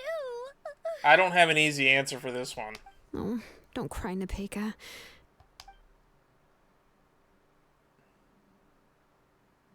Here, take this. I took some ore from Tlasoli's collection and made this as a mold. A Blaze Gem inscription! You can make them too? Oh, of course not. It's just a pretty piece of stone. Take it. I've engraved your name, Nepeka, on the top. This is your first blessing, the one you received from a pair of people who loved you with all their hearts. It has always protected you and stood over you. For all of past, present, and future, it's never strayed far. But I don't even remember the names of my parents. I don't remember anything. This hurts me. This physically hurts me and emotionally scars me. This is some of my worst fears. Forgetting everyone I love and hold dear. I won't make any big promises and say everything will return to normal. I'm not sure what kind of future you will face. His music is a lot more uplifting than this moment is. I can only promise that no matter what the future holds, your name will never fade.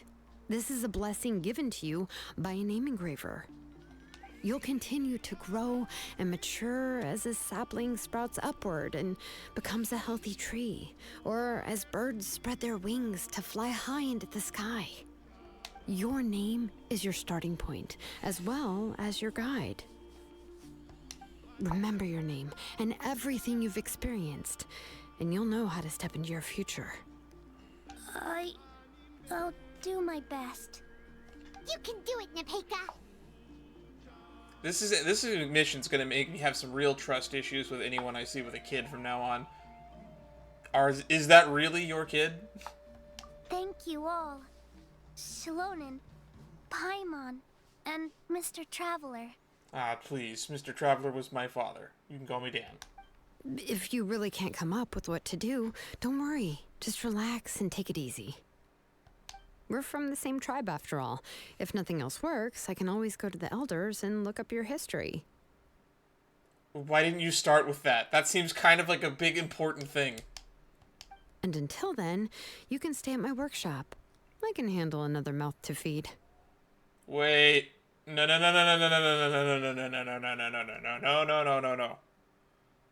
That is way too dangerous a place for a child. I'd rather her be staying in the woods. So you do have a backup plan. You think you can find anything about her? Oh, I don't know if the plan will work. I'm not even sure who I should look for. Well, rather than placing our hopes on a plan that relies so heavily on luck, we should just focus on ourselves. Well, anyway, enough about all that for now. Let me take Tlasoli back to the tribe first. Oh, come with me, Nepeka. Oh, gosh. I nearly forgot that we haven't even had dinner yet. What would you like to eat? Huh? Oh, anything. I'm not picky. You've been eating water, for all we know. Good. Let's go. We have a lot of work to do. We have a very busy future ahead of us. This is gonna get a pain in the ass. So, Paimon, about that nickname. Oh, and, one more thing. One more thing. Happy birthday, Nepeka.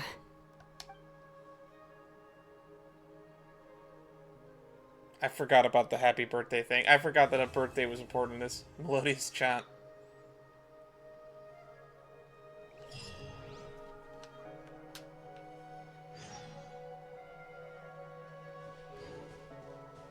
Oh.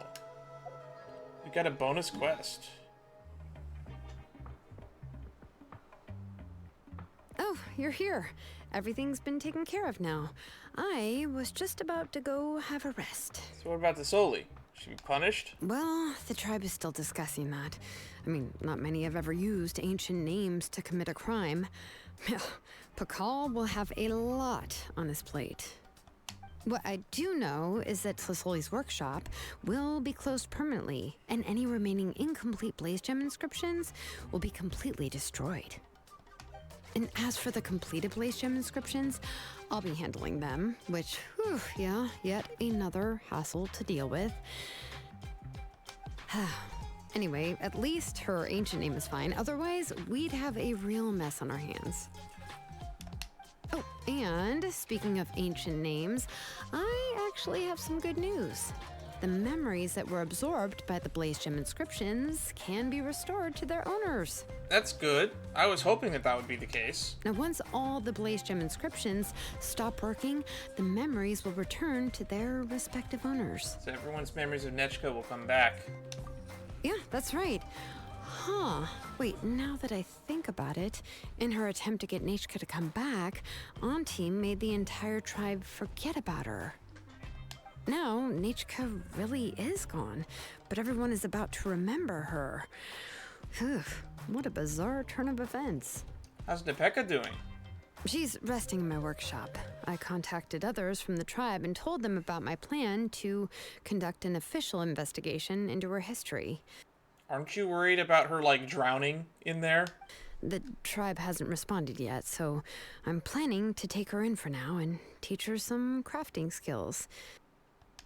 But that's for another time. For now, she should just rest and sleep. After all, she's got a busy future ahead of her. I'm really concerned about that kid's safety. Well, this was definitely a very interesting storyline, and I have no clue about how half of what happened even makes sense, because unfortunately our window into the story only understands 20% of how this system works. So, until next time, where we attempt Genshin. Next time we resume Genshin, assuming 5.2 isn't out, we'll start whatever the world quest is with our Saurian friend, and then maybe we'll check out what this world quest is over here by the sulfurous veins. We have so much stuff to do, and I keep falling further and further behind. Thank you everybody who stopped by. This has been a 7-hour stream. Oh my god, we've been doing a stream for 7 hours. This is what it feels like to be Hassan Piker, I guess. Bye-bye, everybody. See you in the future, wherever and whenever that may be. Bye-bye.